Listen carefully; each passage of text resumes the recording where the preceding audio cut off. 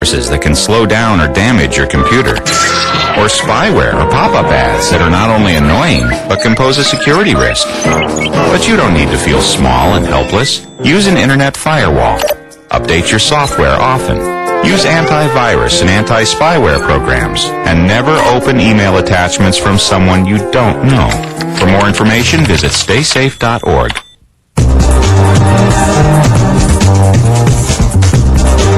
This is what it's all about, community and neighborhoods. We can't ask anyone to take care of our communities if we're not getting out here taking care of our communities. It's not about fame and celebrity. It's about counting your blessings and blessing others in your life.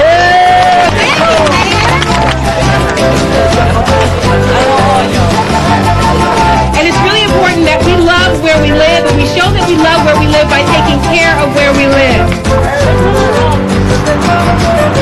Any chance you can have the mayor come to your school, it's always a great thing.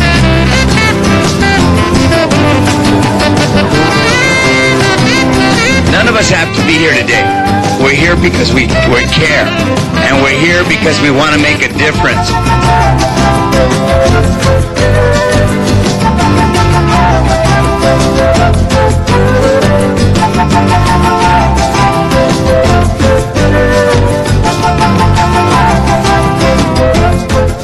Mayor Antonio Villaraigosa has a genuine love for Los Angeles and a special place in his heart for Northeast LA, where he was born and raised. As part of his commitment to making a difference for the entire city, the mayor sponsors Days of Service throughout Los Angeles, a chance for communities to band together in a tangible way to show they care about their neighborhoods. On Saturday, March 14th, the mayor joined the offices of council members Jose Huizar and Ed Reyes for a day of service in Northeast Los Angeles. At El Sereno Middle School, the mayor and others talked about why this day was so important to the entire city. We have to give back. We have to plant a tree. We have to clean out graffiti. We have to say as one community that we're together and that we care about the community that we live in, that we want it to look beautiful. Every single day is a day of service. So when you're out walking around and you see some litter outside, pick it up. Pick it up. Pick it up. It's okay. If you see somebody drop something, help them get it back together. You know what I'm saying? We're in this community together, and we have to work together. Before he left El Sereno, Mayor Villaraigosa got a chance to get a look at a unique program which puts computers in the hands of children. El Sereno Middle School is the first school in Los Angeles to have the Computers for Youth program, and one of the first 3 in California. This is our first year in the state. So it's wonderful to have the mayor out here today to celebrate our launch and to get his support behind this program, because I know he has tremendous goals for education, and we want to support him in any way that we can. The Day of Service is a very important event for not only the community but all of Los Angeles.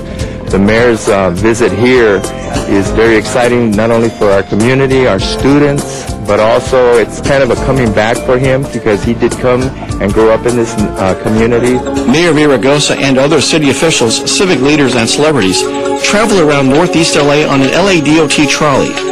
Next up, the Los Angeles Boys and Girls Club. Here they cleaned up, painted, and got a sneak peek at the latest addition to the club. I think it's been a wonderful project. It's going to be a brand new baseball field with a parking lot in the back. All this will be a baseball field and athletic field. On Drew Street in Griselle Park, the mayor used a little elbow grease as he worked with volunteers doing a home makeover before heading over to the Optimist Boys Home to have lunch with some troubled youth, joined by some faces familiar to the young people here. It's about giving back today, and that's the message really, is having fun with each other and appreciating this wonderful city we live in, and really getting our education and you know, bettering this society. So I feel like it's a real positive day. It's going well, and nothing but good things to come. I feel obligated to, you know, show the kids a positive route out of the ghetto, and most importantly come back to the neighborhood to build our community stronger and tighter. So it's a pleasure being here with the mayor. At the Ren Arts Charter School on Colorado Boulevard, the mayor got a grand introduction thanks to some of the talented students here.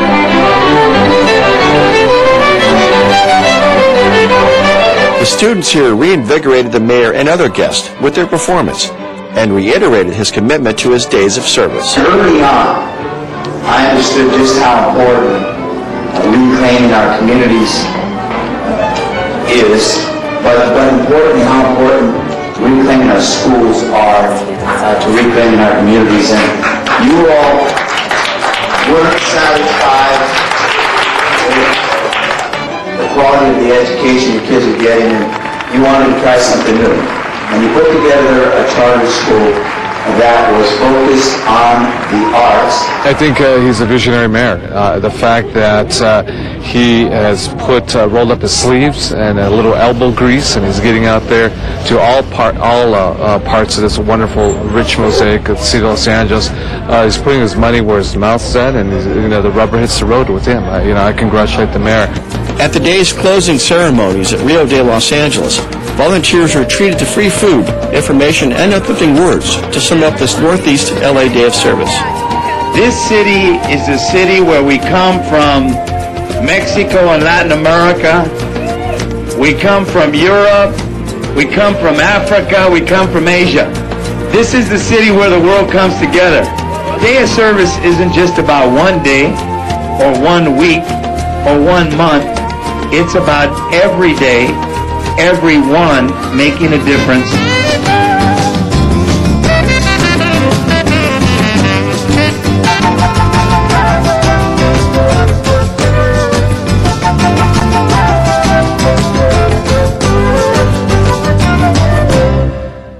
Hi, I'm Cindy and I'm in Little Tokyo, and you're watching Channel 35, Your City, Your Channel. But this is our opportunity to say, and particularly to teach our young kids, that we care, that we want to make a difference. We are especially grateful that the mayor recognizes the importance of volunteerism in treating our youth and making our city stronger and better and enhancing our neighborhoods. This day of service hopefully will spark people to get involved on a continuing basis to do the day of service, the week of service, the month of service. This is a great opportunity for Angelenos to say, in the best tradition of the Angels, that they want to do something to make their neighborhood better.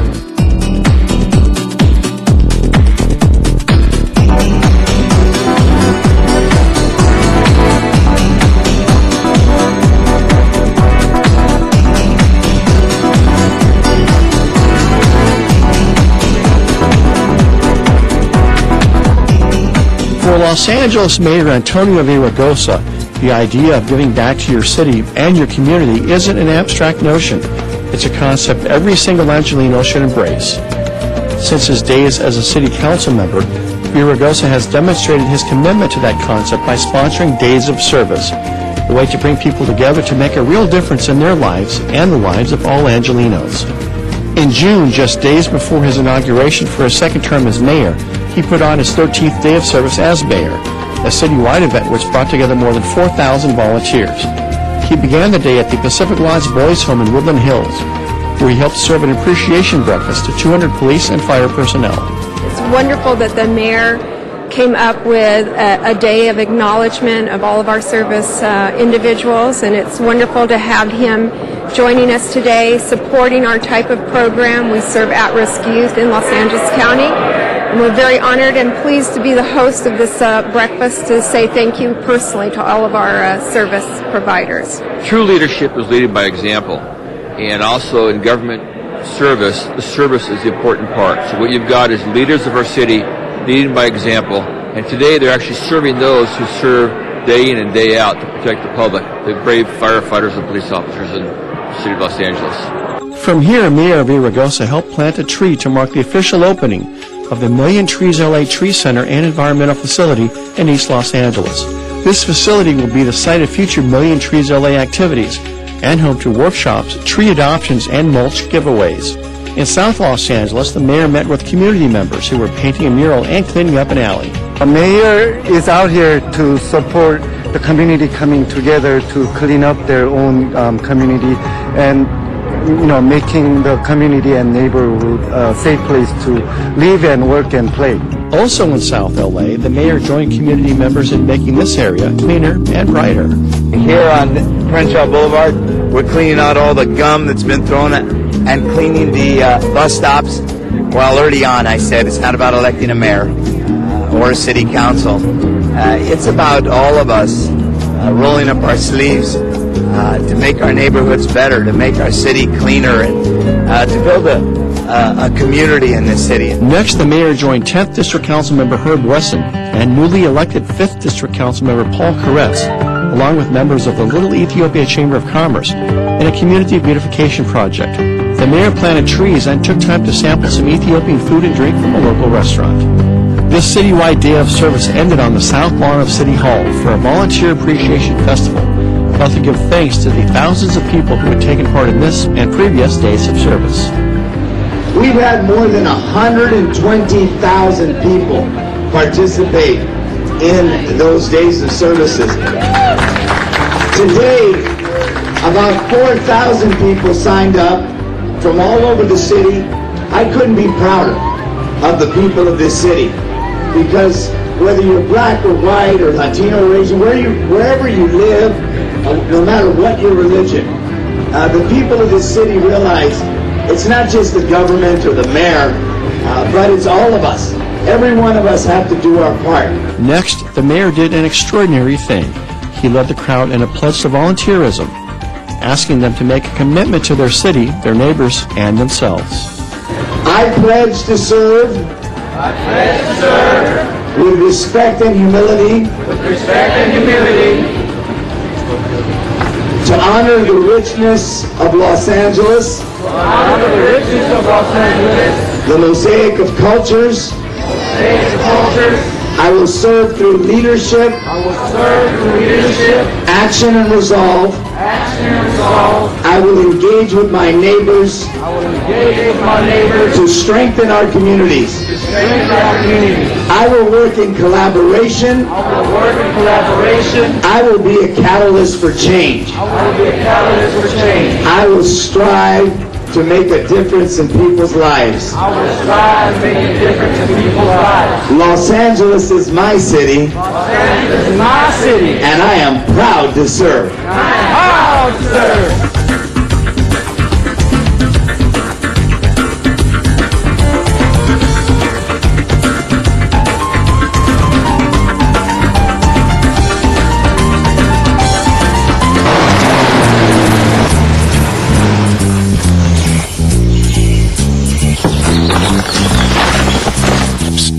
Hey, buddy!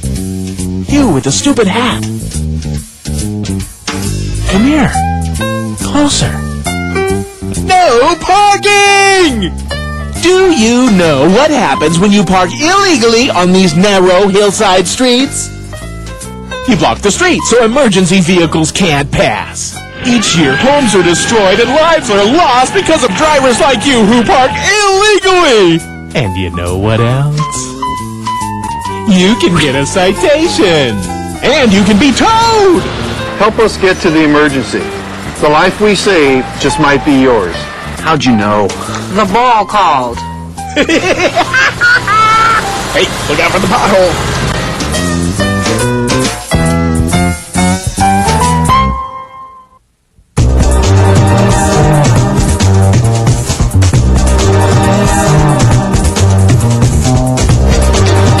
LA City View Channel 35. Your city, your channel.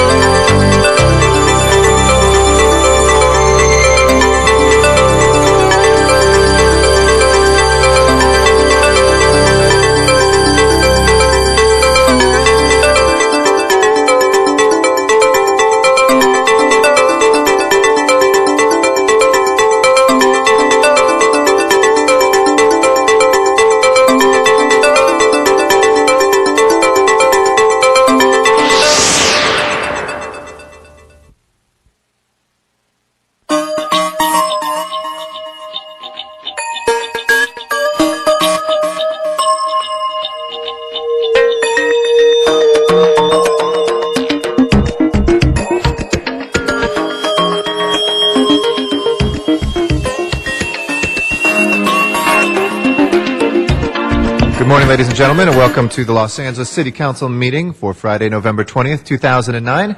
We're here in the John Farrow Council Chambers, room 340 of City Hall. We meet here every Tuesday, Wednesday, and Friday at 10 a.m.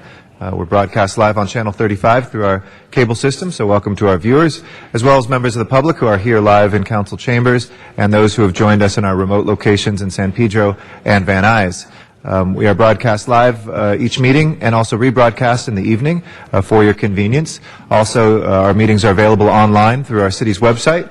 That is lacity.org, and you can click on links to live streaming webcasts of our council meetings. We also archive all of our past council meetings online, as well as our past council agendas, which you can click on old items and watch the video for those items that you're most concerned with. We also have a telephone service called City Phone, Council Phone, excuse me, and you can call in using your telephone to listen to our council meetings or any of our committee meetings. That number is 213-621-CITY. That's 213-621-CITY. So 3 different ways to follow your city government in action. We also have, as I mentioned, agendas available online. Those are made available 72 hours in advance or 24 hours in advance pursuant to the state's Brown Act for special meetings.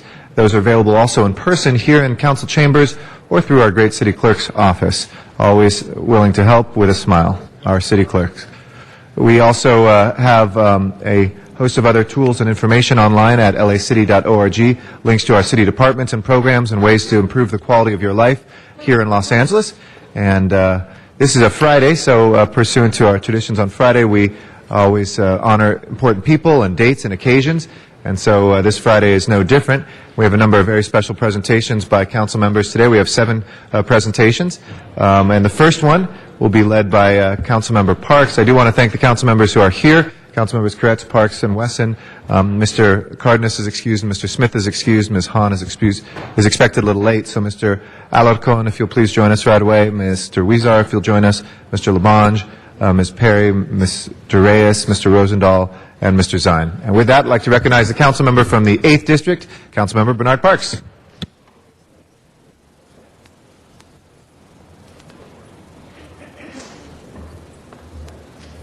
Thank you, Mr. President.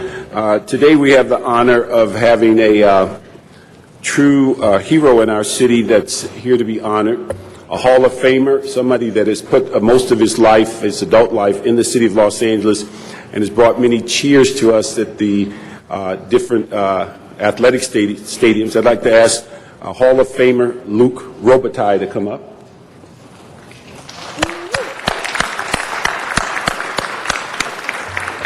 He's joined here with a number of members of the King's administration, and I'm sure he's going to introduce some special guests as part of his foundation. I'm going to go through his resume because I think he's accomplished so much that I don't want to pick and choose and leave some of the important issues out. Luc was born in 1966. He's obviously too young to be retired, but 1966 in Montreal. He played junior hockey with Hull, and he was immediately identified as a scoring leader. He had 85 points in 70 games in his rookie season. In 1984, the LA Kings selected him, and he was the 9th player the Kings chose that year. He began to prove immediately that the experts were wrong when he played for Hull.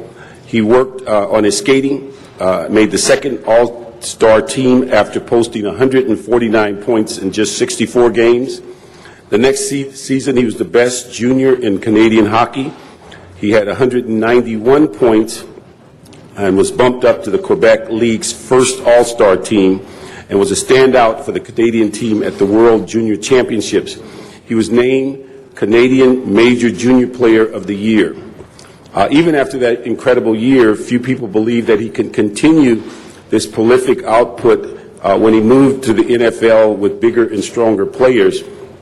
But he went on to score 45 goals and a record 84 points in his first season, and he won the Calder Trophy as the league's top rookie, outpacing Philadelphia's goalie Ron Hextall, and not only earned a spot on the league's all-rookie team, but also on the NHL second All-Star team as well. The next season, he scored 53 goals and collected 111 points. He secured a berth on the NHL's first All-Star team, where he stayed for 4 years. Wayne Gretzky joined the team in Luke's third year in 89-90. He continued to score, finishing the season just too shy of 100 points and 46 goals. Gretzky missed the first half of the season in 92-93 with an injury, but Luke ably filled in as the offensive gap as well as serving as the team's captain. He scored 63 goals and 125 points and established the league record for a left winger. The Kings sagged a bit the next year, although Luke once again scored over 40 goals. It was the 8th consecutive season that he topped 40 goals, the third longest streak in NHL history, behind teammate Gretzky, who had 12 in a row, and Mike Bossy, who had 9. When Los Angeles missed the playoffs that year, Luke joined Canada's national team at the '94 World Championship in Italy. He scored a championship-winning goal in the shootout to give Canada its first gold medal in 33 years. He was traded to Pittsburgh Penguins prior to the lockout-shortened 94-95 season. He had a solid year, collecting 23 goals in 46 games, but was sent to the New York Rangers in the summer in 1995. Aside from the 94-95 season, it was the fewest number of games he played, and the season was 76. But for the first time in his career, he missed games due to injuries. He scored 47 points over 2 seasons with the Rangers, enjoying a brief turnaround when he was reunited with Gretzky in 1996. He returned to Los Angeles in '97, but had an injury-ridden year, playing in only 57 games and scoring 16 goals. He reached the 500-goal milestone in a game against Buffalo in January 1999, only the 6th left winger in the league's history to reach that plateau. He scored the goal in the 928th game, making him the 12th fastest ever to accomplish that feat. After 2 more seasons in L.A., he became an unrestricted free agent, opted and signed for the Detroit Red Wings, and in hope to increasing his chances of capturing his first Stanley Cup. In his first season with the Wings, he registered 30 goals, surpassed the 600-goal mark, and captured his first Stanley Cup and the Wings' third cup in 3 years. During the 2002-2003 season, his offensive numbers were not what he was accustomed to, and however, the Montreal native managed to surpass the 1,300-point plateau. After 2 seasons, 1 Stanley Cup in Detroit, he was reacquired by the Los Angeles Kings for his 3rd stint with the club in the summer of 2003. He played his last game as a hockey player on April 2006, retiring after 19 years of competitive NHL experience. His sweater, number 20, was retired in January 2007 by the Kings, and he became only the 5th player to have his sweater retired by that organization. He and his wife are co-founders of the Shelters of Serenity, a nonprofit organization helping families displaced by Hurricane Katrina, and is extended to needy children in Los Angeles community. He and his wife also are co-founders of Echoes of Hope, which is a charity that strives to awaken the spirit of hope in lives of deserving at-risk and emancipated foster youth by providing the resources, knowledge, skills, love, and support that need to be reached in full potential. Today, I'd like to commend and congratulate Luke Robitaille on the occasion of being inducted into the Hockey Hall of Fame in November 2009, and particularly for his contribution for youth, both in Los Angeles and in his efforts to turn around the tragedies in Katrina. And also, I got a personal commitment from him earlier that he's going to bring a championship to the Kings in Los Angeles in his current capacity. I'd like to introduce you to Luke Robitaille. Let me give you that. And before we hear from Luke, Ms. Perry from the 9th Council District, home of the Kings, would like to say a few words as well. I also wanted to thank Mr. Robitaille and thank his organization that he so capably represents. They have a long and established history of working with the community, especially young people who are at risk, most recently offering to do a reading program for young people in South Los Angeles. And it's just highly unusual to meet a person who cares so much and is so willing to devote the time and the actual hands-on engagement.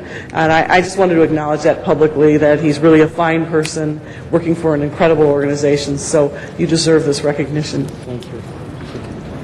Thank you. Mr. Labonge, would you like to add your good wishes as well? Mr. President, Mr. Parks, Mr. Robitaille, to be able to stand on skates and skate, to be able to be constantly moving and constantly thinking, you're a consummate athlete. It's a tremendous sport. Your accomplishments are unparalleled, and I just wanted to thank you. I am not a hockey fan, but I'm a fan of greatness. People who work hard, who are determined to be the greatest in their sports. But as Jan Perry said, and as Mr. Parks said, you put your hands out to help others in all varieties of ways. I just wanted to stand and thank you. And I was up in Vancouver, and I was in Stanley Park, and I read the plaque, and then I figured the Stanley Cup came from the Lord Mayor then of Vancouver years ago, Stanley Park, Stanley Cup. So anyway, anytime I read a plaque, I'll have to think about you too, because of the history of sport and the history of the great Canadians who've come and made such a great impression on the North American athletic scene. Congratulations to you. Thank you. Thank you. Mr. Smith. Thank you. And I am a hockey fan. I've been to many Kings games over the years and watched it religiously on TV when I could. I remember the days when this young kid, Luc Robitaille, came to L.A. and was not the highest draft pick, was not the best-known star in the league, but you worked beside Wayne Gretzky and learned all those skills of the great Wayne Gretzky and became a great player yourself, and you deserve all the accolades you've gotten from the NHL and from the community. But I also want to thank you because I represent an area called North Hills, and out there you ran a program in the skating rink out there for many years for youth. And it was a real connection for me that I was able to watch you on the games or go to the games, but you also were giving back to the kids in our community. And that's what I think really separates the great players from the not-so-great players, that they are willing to give back to the communities that they work in and they are great stars in, and they work with the kids and give them alternatives to their lifestyle that could go sideways on them. You gave them a chance, and you gave them an opportunity, and you help coach those kids, and you help give them an opportunity to get out of the ghettos that are in some parts of the valley. And I just thank you for your commitment to the community, and also for the great days we had of watching Luke score great goals. Thank you very much for the excitement you brought, and congratulations on your success. Thank you, Mr. Alarcon.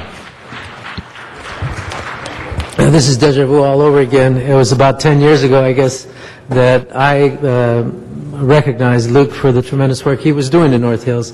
And, some things are consistent and inconsistent in this world, but one of them that has been consistent is Luc Robitaille.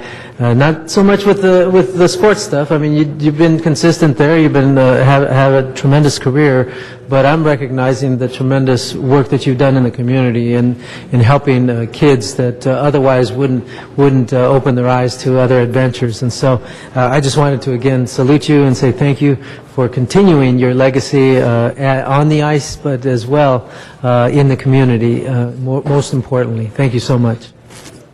Thank you, Mr. Alarcon. And with that, Luke, the microphone's yours. Well, it's humbling. Thank you very much. This is it's a great honor, and I have to say, with all those great words, I've said it before. I was very fortunate to live my dream, and it's been a great ride, and to live in Los Angeles and to grow my family here. But with the Kings organization, we take a lot of pride on working with the kids with our foundation, Kings Care, and we always try to go out and help as many kids as possible. And then my wife and I, we turned that, and my wife, like Mr. Park was saying, she went to New Orleans to help some families, and then we realized in Los Angeles there was a lot of kids that needed help, and it's with a lot of humility and humbling that the kids that work with our foundation, Echoes of Hope, are here today, and those are kids that actually they teach us a lesson every day about working hard and getting somewhere in life, and and it's been a fun ride to be with you guys, and I just really want to thank you guys. This is a great day, and it certainly is very, very special. And then, yes, Mr. Park, we will bring a Stanley Cup to Los Angeles. That we will work hard on it. Thank you very much, and congratulations again. Thank you, Mr. Parks, for that very special presentation. We'll next recognize Council District 10, and then shortly thereafter will be Council District 5. Council District 10 will be continuing a tradition here with our great animal companions, and then we'll be celebrating West Hollywood's anniversary.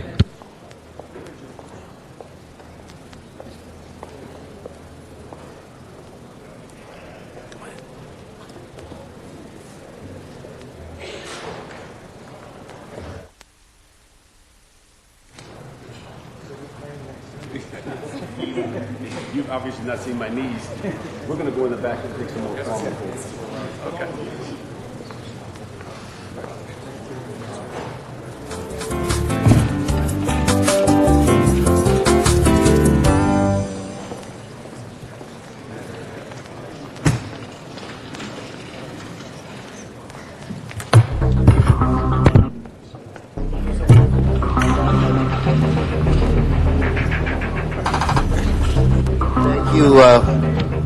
Thank you, Mr. President and members. Today I'm fortunate to have two great presentations.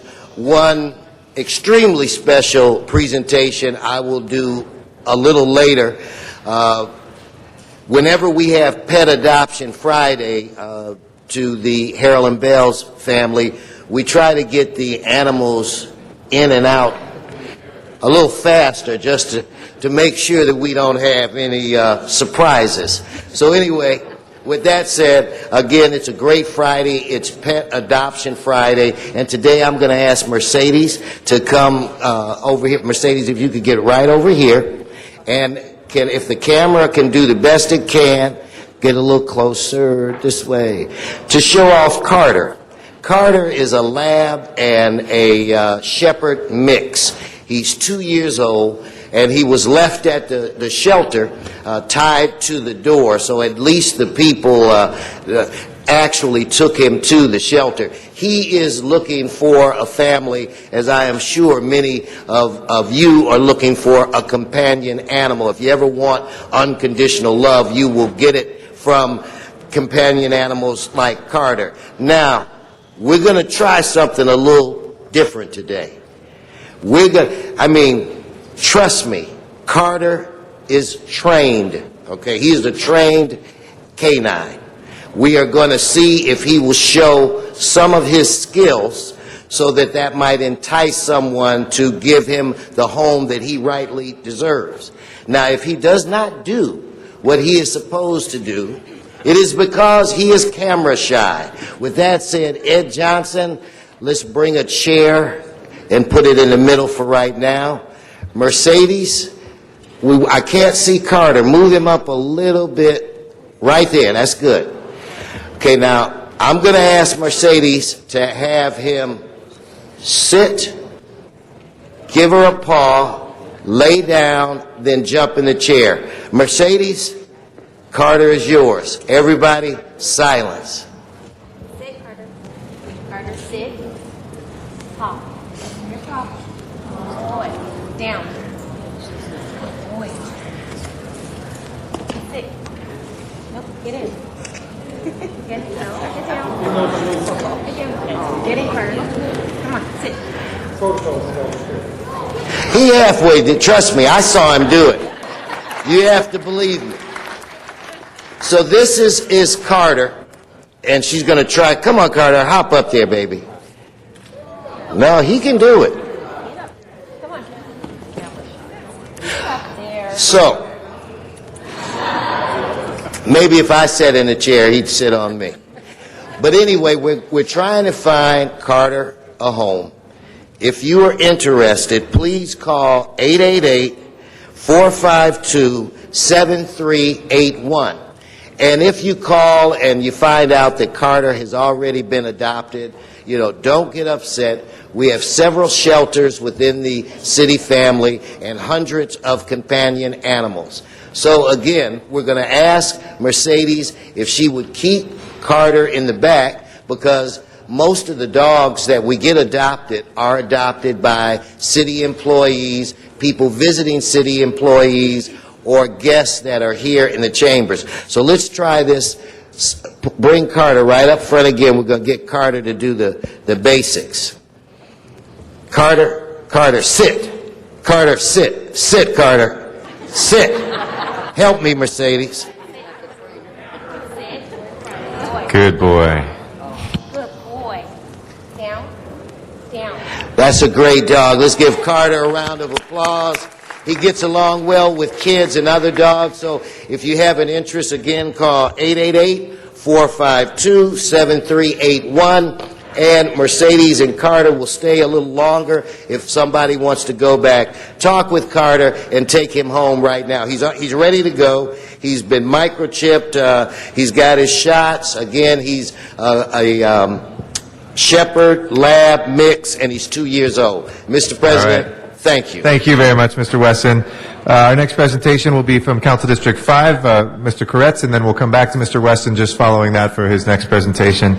Ladies and gentlemen, from the 5th Council District and formerly of the City of West Hollywood, Paul Koretz.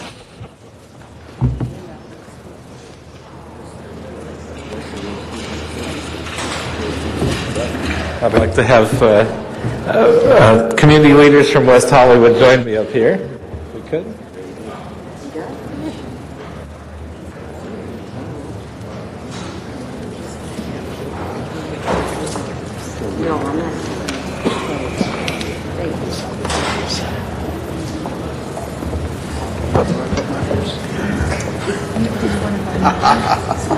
Of course, important things happened in 1984, other than just Luke Robitaille being drafted. In addition, the city of West Hollywood was created. And for those of you who don't know the history, county rent control was about to expire, and a couple thousand senior citizens were in danger of being evicted from their apartments. And that, along with a desire to empower a growing LGBT community and a desire to have more say-so over land use and other local issues, all came together to help create the city of West Hollywood and the momentum for that. And West Hollywood has been a leader and a progressive city, has been a pioneer in so many different ways. Even in the first election, where the city had the first majority gay council and the first open lesbian as a mayor, and went on to be the first to do so many things legislatively on everything from gun control to smoking to all kinds of human rights issues, particularly a first ordinance banning discrimination of any kind against anyone from the LGBT community. It goes on. And among the firsts, of course, was a ban on declawing of cats, which Los Angeles was proud to follow West Hollywood a few years later, and just recently in that as well. So I'm proud to honor West Hollywood on its 25th anniversary, and I was proud to play a little bit of a part of some of that history. And now I'd like to have Councilmember John Duran, who is well known for his work on human rights and as the author of the noted declawing legislation, and Lindsay Horwath, who's a new council member who replaced Sal Guariello, who sadly passed away earlier this year and has been a leader particularly with the National Organization for Women. I'd like to ask them both to say a few words.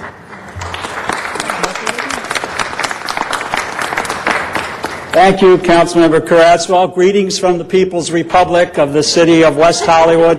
It is a pleasure to be here with you today, and of course with some of our representatives. We are the home of Jim Morrison and hippies and the Sunset Strip and the speakeasies and Frank Sinatra and Sammy Davis Jr. and GLBT and whatever other letter we're going to attach at some date in the future. We're so far to the left, we all turned all the way around. We're meeting libertarians on the right. So we're so proud to receive this today from our former colleague, Council Member Paul Koretz. turning 25 means that we're, post-adolescents, but we're still having tantrums daily. And between our undeclawed cats and our pot-smoking residents, we're really out there on the left, and we're so glad that what we call West Hollywood adjacent Los Angeles, that you are recognizing us here today. Thank you very much. I'd like to introduce my colleague on the City Council, our newest member. She's bright, she's spunky, she's cute for a girl. Her name is Lindsay Horvath. Here she is, Councilmember Horvath. I don't believe I've ever had such an introduction. Thank you very much. It's an honor to be here today. It's wonderful to celebrate our 25th anniversary, and we know that we are only here today celebrating our anniversary because of the accomplishments of so many people who have helped to make those 25 years so special in our city. And of course, we would like to thank Councilmember Koretz for acknowledging our anniversary this year and for his work in our community to make it what it is today. And as my colleague said, we also have many community leaders here representing so many of the accomplishments we've had here in the city. In fact, Ruth Williams, who is also one of the leaders of NCJWLA, was there at the founding of the city. And so it's really incredible to be part of a new generation of leadership, and I'm very honored to be able to serve this community because of all of it, everything that it represents. And we know that the success of our city is also dependent upon good relationships with our neighbors, and so we appreciate what the City of Los Angeles brings to our community as well. We welcome you. We always see you at Pride, which is very fun, but we see you at so many of our events, and we welcome you. We thank you for this honor. Thank you. Thank you. And if I may, Mr. Koretz, there's a couple other council members who would like to add their good wishes. If I may indulge and start, you guys don't look a day over 20, first of all, not a single day. And it is wonderful to yeah, it's the new hair, Mr. Duran, I think. It's very rock star. But we really do embrace the city, who's literally, we wrap our arms around the city, and we feel that way, that the policies and the attitudes that you have are something that is very influential to us, not just in animal rights and civil rights, but housing policy, which we've worked on together, getting to see West Hollywood when we're at the National League of Cities and work closely together on national issues. You guys are really an inspiration, and it is a joy and a pleasure to celebrate your 25th anniversary and your 25th birthday. There are two other council members who would like to add their good wishes as well. And Lindsay, you probably weren't even born, right, when the city came into being. But Bill Rosendahl, Mr. Labange, and Mr. Reyes would all like to add their good wishes as well. Mr. Rosendahl. Well, a couple of things to say. First of all, historically, when the town was just getting its act together, I was a cable guy. And I brought my cameras. And for a full year, we recorded absolutely everything that the city was doing in its initial year. And frankly, I had the ability to send it all over the country, which I did. And so that was an exciting moment. Obviously, as an openly gay guy, to see a city where at that very moment in time, 3 out of 5 were openly gay. I mean, lesbians and gay men, and it was like a dream come true. It became one of those spots on the planet where gay people could go and feel this is home. And John, you haven't aged a minute in 25 years. Lots of work. I mean, look at you, the long hair and everything else.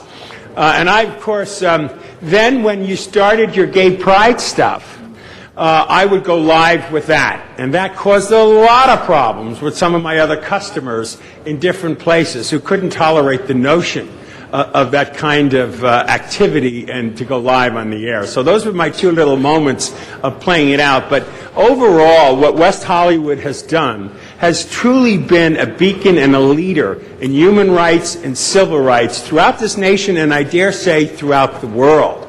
And every time I go there, and I don't go there as often as I used to, it's like going into a world that I'm totally accepted in and appreciated in. At one point, I thought of moving there. Now, I wouldn't be here on this council if I had moved there. And I stayed on the west side in Venice and then in Mar Vista. So that's the big story. And the second story is that Paul Koretz. I got to tell you something, folks. He's been on this council for 2 or 3 months now, and he's done more already in 2 or 3 months that most people can do in a long, long time. He started with the creation of West Hollywood, and as a straight guy, he joined immediately all these gay organizations to show that, together we can make the world a better place. With the Stonewall Young Democrats, you were one of the original founders of that in the 70s. And we're thrilled to have Paul now in the big city here, because we love West Hollywood. We're around it on all sides. We embrace it. And now we have one of its historic leaders who's truly part of the overall region, and LA City being the city. So I just want to congratulate you all for your leadership around the nation and the world on basic human and civil rights, and God bless you. Thank you. Thanks. Mr. Labange. Residents of West Hollywood, I rise to salute you on your 25th anniversary and recall in my career, which is now 35 years ago, in an office right up here, there was a discussion between then City Council President John Ferraro and then County Supervisor Ed Edelman to possibly split the county area, which was before you even started cityhood.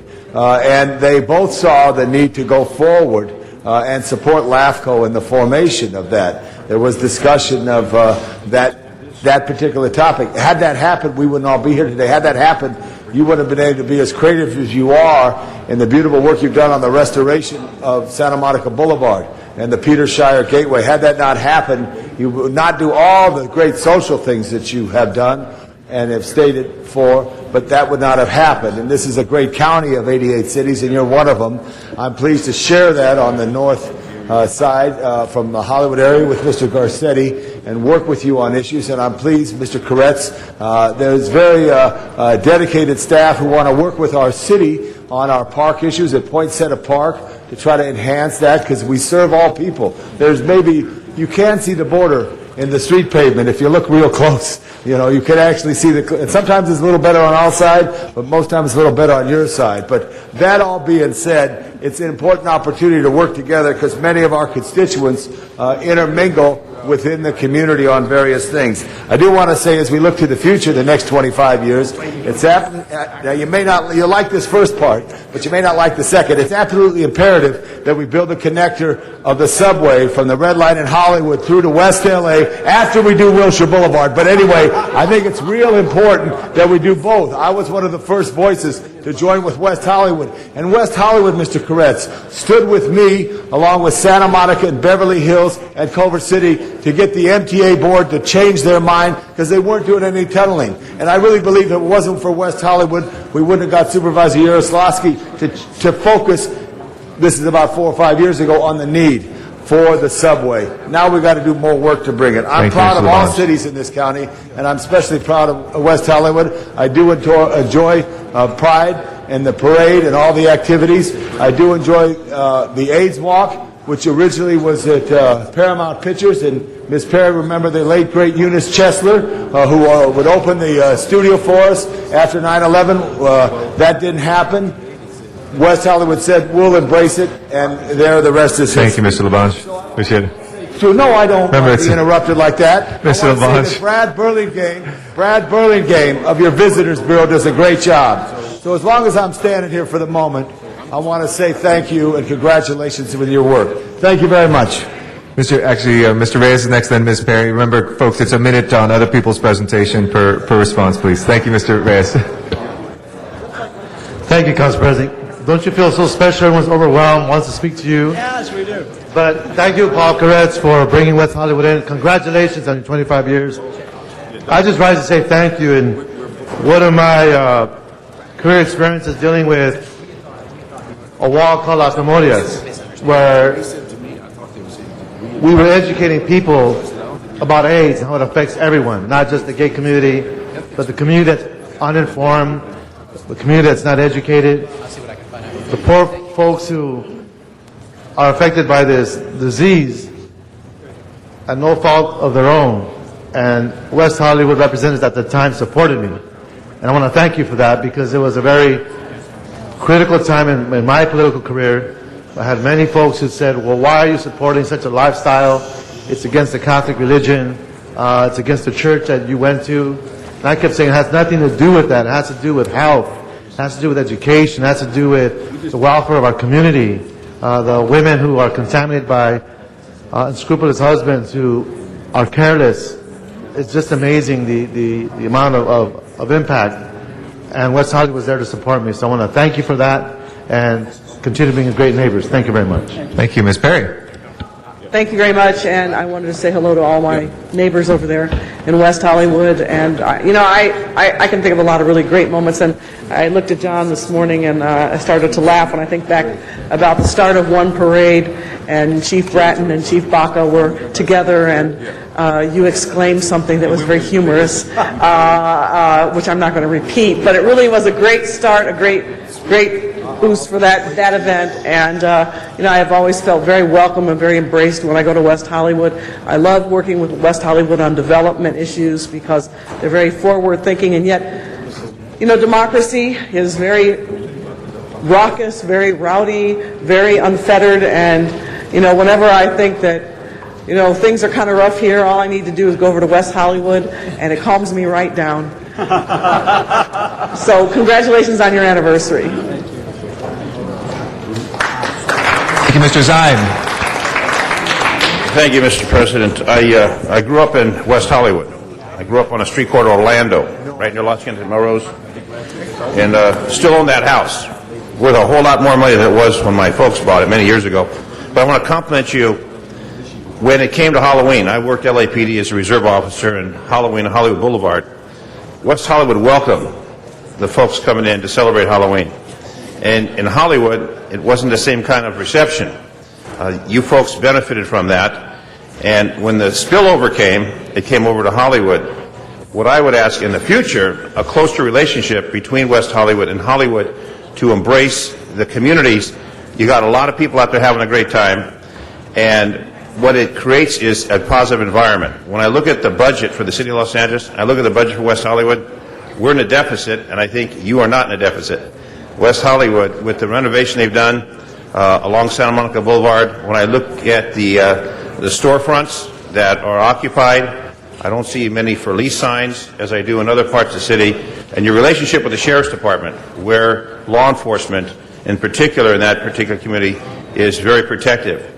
And people can feel safe as they walk down the street, as they venture into the clubs, as they go shopping. So I just want to compliment you on the leadership, and I know Paul was there for many, many years in Sacramento, and now he's back home, close to home here in the city of Los Angeles. But what you folks have brought around the last 25 years, increased property value, a positive tax base, and an opportunity to give a safe environment for the folks of the community that not only live there, but shop and frequent in that community. So I want to compliment you on your leadership and the coordination with the City Council. You don't get a lot of headlines except for the recent deal with the cats, and we did the same thing. But what you have is a well-run organization that serves the people well, serves the senior citizens well, serves the community well, and a positive tax base where you can provide that service to public safety. So I want to compliment you on 25 years of doing good for the folks where I grew up as a kid and where I still have property. Thank you very much for your fine work. Thank you, Mr. Zine, and that certainly explains a lot. Nobody's ever looked more at home in their leather on their motorcycle than Mr. Zine in West Hollywood. With that, we'll return to Mr. Koretz.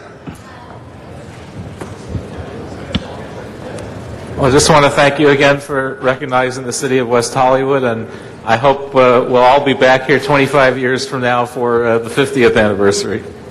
All right. Thank you all very much, and congratulations again. Our next presentation will be returned to Council District 10 and Councilmember Herb Wesson for a very special anniversary.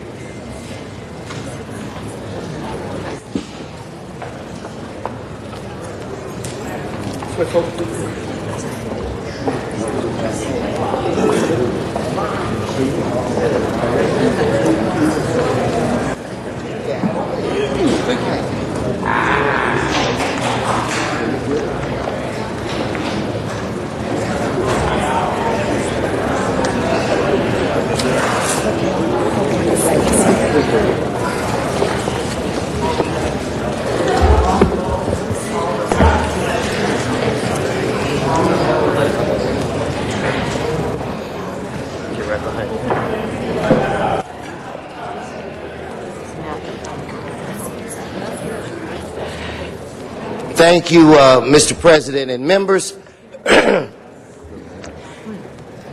and people that are visiting us at Los Angeles City Council in the chambers, and to those of you that are watching us on Channel 35, let me assure you that you are in for a treat. It is with great pride and honor that I present to you two families who run the best restaurant in the county of Los Angeles, and that's Harold and Bells. Can we give Harold and Bells Restaurant a round of applause? Fortunately for me, it's in the district that I represent, and I'm sure that that has nothing to do with the fact that whenever I go there, which is on a regular basis, I'm always seated just like that. I know that has absolutely nothing to do with it at all. 40 years ago, a man named Harold and his wife, Belle, decided to open up a restaurant, or maybe back in the day, kind of like what we used to call a hangout, for friends from New Orleans where they could come and shoot a little pool and eat wonderful po' boy sandwiches. It had a very small kitchen at that point in time back in 1969. In 1979, young Harold took over for his dad, and his vision was slightly different. He decided to expand the restaurant. He decided to make it a fine dining facility with candles and linen tablecloths. And it has been a success in the community for years. Now, I may be wrong, and Al, you can correct me. I think it was in 1984, Al and his wife, Sue, became partners in Harold and Bells Restaurant, and at that time they took what was a small kitchen, tripled it in size, and expanded the tables, and also Harold really expanded the menu where you can get shrimp Creole, shrimp scampi, crawfish etouffee, gumbo, which used to only, they used to serve it on Fridays only. It is now, or then, it was a daily routine. Also, I've had great chowder from Pebble Beach to Boston, but this is, without a doubt, the best clam chowder on the planet. Whenever I go there, I have to take a container home for my wife, or I will not be allowed to sleep in the house. So it is a routine. I order my meal and say, give me a clam chowder to go. Now, for those of you that were paying attention, you heard that I mentioned the name Honore. When Hurricane Katrina hit and the city of New Orleans was devastated, somebody had to come in, restore order, bring hope, take care of the people that were devastated in New Orleans, and they brought in a general. And that general's name is Honore. And from the moment he arrived, there was hope, there was order, and slowly but surely the city began a healing process. That's just an interesting aside.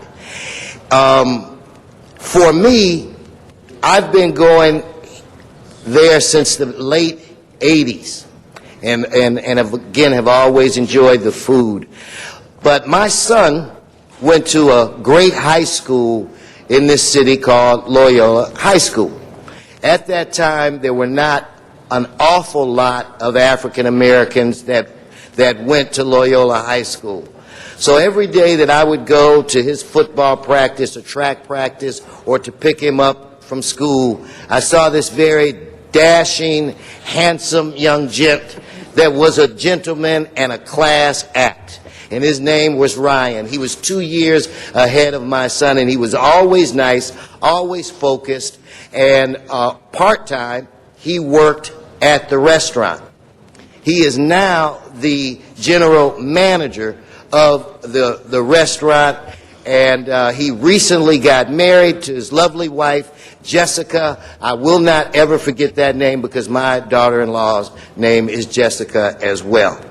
I'd like to take a moment, if I could, to recognize some of the individuals that are here, but I think we should give a rousing round of applause to the matriarch of the family, to the founder, and that's to my left, Belle Legault. If I give her a round of applause.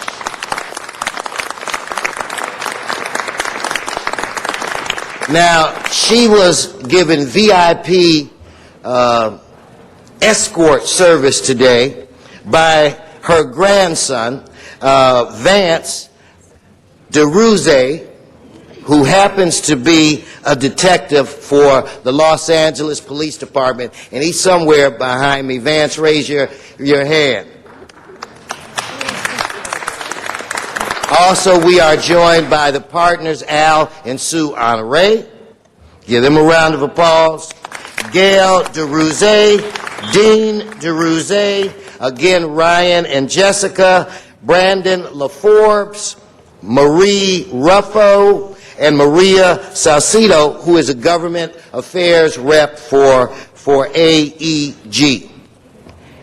Before I ask them to say a few words, I do want to mention that they've received numerous awards from food critics throughout the state. But the one that I personally am most proud of is that they received from the Steve Harvey Show the Hoodie Awards. And one day after the Martin Luther King parade, I had the honor to take our then Governor Gray Davis there for lunch. And when he got his salad, it was so big, he told me that it would take him 4 days to finish eating it. And if anybody sees how slim he is, you could see why it would take 4 days. At this point, I'd like to ask two members from the family to just say a few words in celebration of 40 years of fine cuisine in the district that I represent at Jefferson and 10th Avenue. And with that, I think I'll go to the senior member. What is that old saying? Age before beauty, Ryan. And I'll ask Al Honore to say a few words. Let's give it up for Al Honore. Thank you, Councilman. Thank all the city of Los Angeles. We appreciate your support. We've been fortunate enough to serve you for the last 40 years and hope we can continue to serve you for the next 40 years. With that said, we thank you again, and I'll have Ryan say a few words. Thanks. Ryan, young Ryan. And where's Jessica? Jessica, come here. Right here. Jessica, come here. Where is she? Come on. I know. Where is she at? Now look, get a good picture. Look at this gorgeous couple. Thank you. I just want to extend our thanks from Harold and Bells as well as my family. It's an honor for us to be here today, and we would like to thank the City of Los Angeles as well as our customers for supporting us throughout the years and allowing us to provide quality Creole food and service, which we hope to do for many years to come. And I want to extend a special thanks to my grandmother, my parents, as well as Al and Sue Honore for providing a solid foundation for me to build on. Thank you. Thank you. And you have another fan in Councilmember Parks who's going to add his good wishes. Councilmember Parks.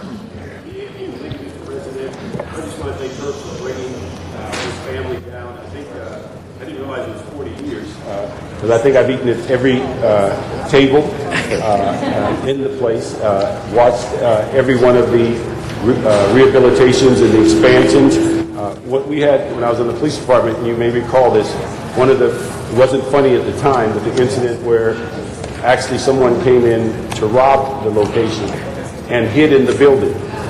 And you'll never guess how the police found him. His beeper went off while he was hiding in the wall. And so somebody called him to see how the job was going. But the issue is that it is an establishment that many people would not remember this, but it used to be the place where the train or the streetcar made the loop. And it's been a place in which, for years has provided what we need is a fine sit-down restaurant in our community. And I just want to thank the whole Honore family for what you've done, the commitment you've had to stay with it. We know it's very, very tough to be in business as a small business in this city, but it's also important that we have had the kind of long-term effort from the family. The one thing I always tell people, if you go to Harold and Bells, whether you go there in January or December or a Monday or Tuesday, the food is always identical. You never get a bad meal. You never have to say, what is this? I ordered it this last time, it was different. It's a formula there, and it's something that you should be very proud of. Thank you very much for your service. Thank you, Mr. Parks. And I'd like to present you with a proclamation that is taller than Ryan and myself from the City of Los Angeles. It's signed by the President, Eric Garcetti, Jan Perry, who represents the 9th District, Bernard Parks, who represents the 8th District, and of course myself. So when I come there in the next couple of weeks, I guess you have to put it on an entire wall, it's so big. But anyway, I'd like to present you with this.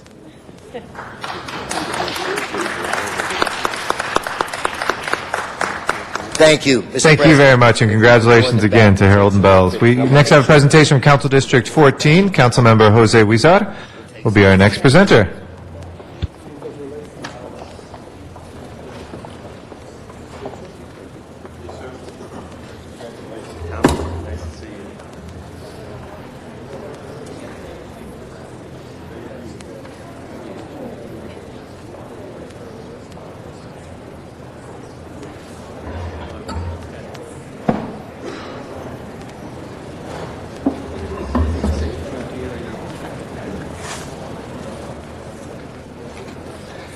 Thank you very much, Mr. President, and I'm very honored to be standing here today with two individuals from the Metropolitan Transportation Authority as we honor them and honor the community and honor the MTA for doing a wonderful job in bringing forward a new transportation line to the east side of Los Angeles. This weekend, as many of you know, we opened up the Gold Line extension that starts at Union Station, moves on to Little Tokyo, the Arts District, over the First Street Bridge to Boyle Heights and on to East LA, and ends at 3rd and Atlantic Streets. This is a long time coming. It's a project that started, at least the idea of it started many, many years ago, probably 15 to 20 years ago. And construction started in 2004. It took about 4 or 5 years to finish, and here we are. We had a huge celebration this past weekend. On Sunday alone, we had over 75,000 riders try out the new line. Now, we know we're not going to see that each and every day, but that's because it was free.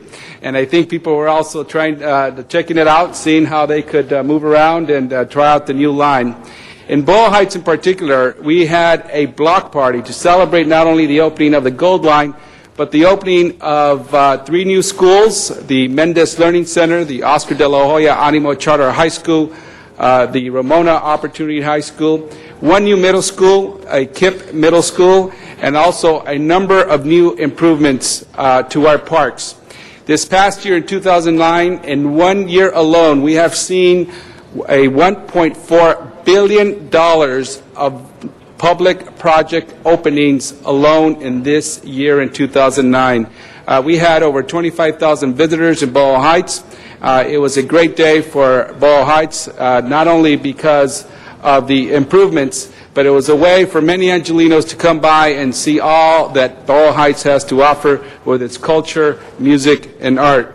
But today I wanted to present to Paul Taylor, Deputy Chief Executive of MTA, also to Art Henry, Government Relations from MTA.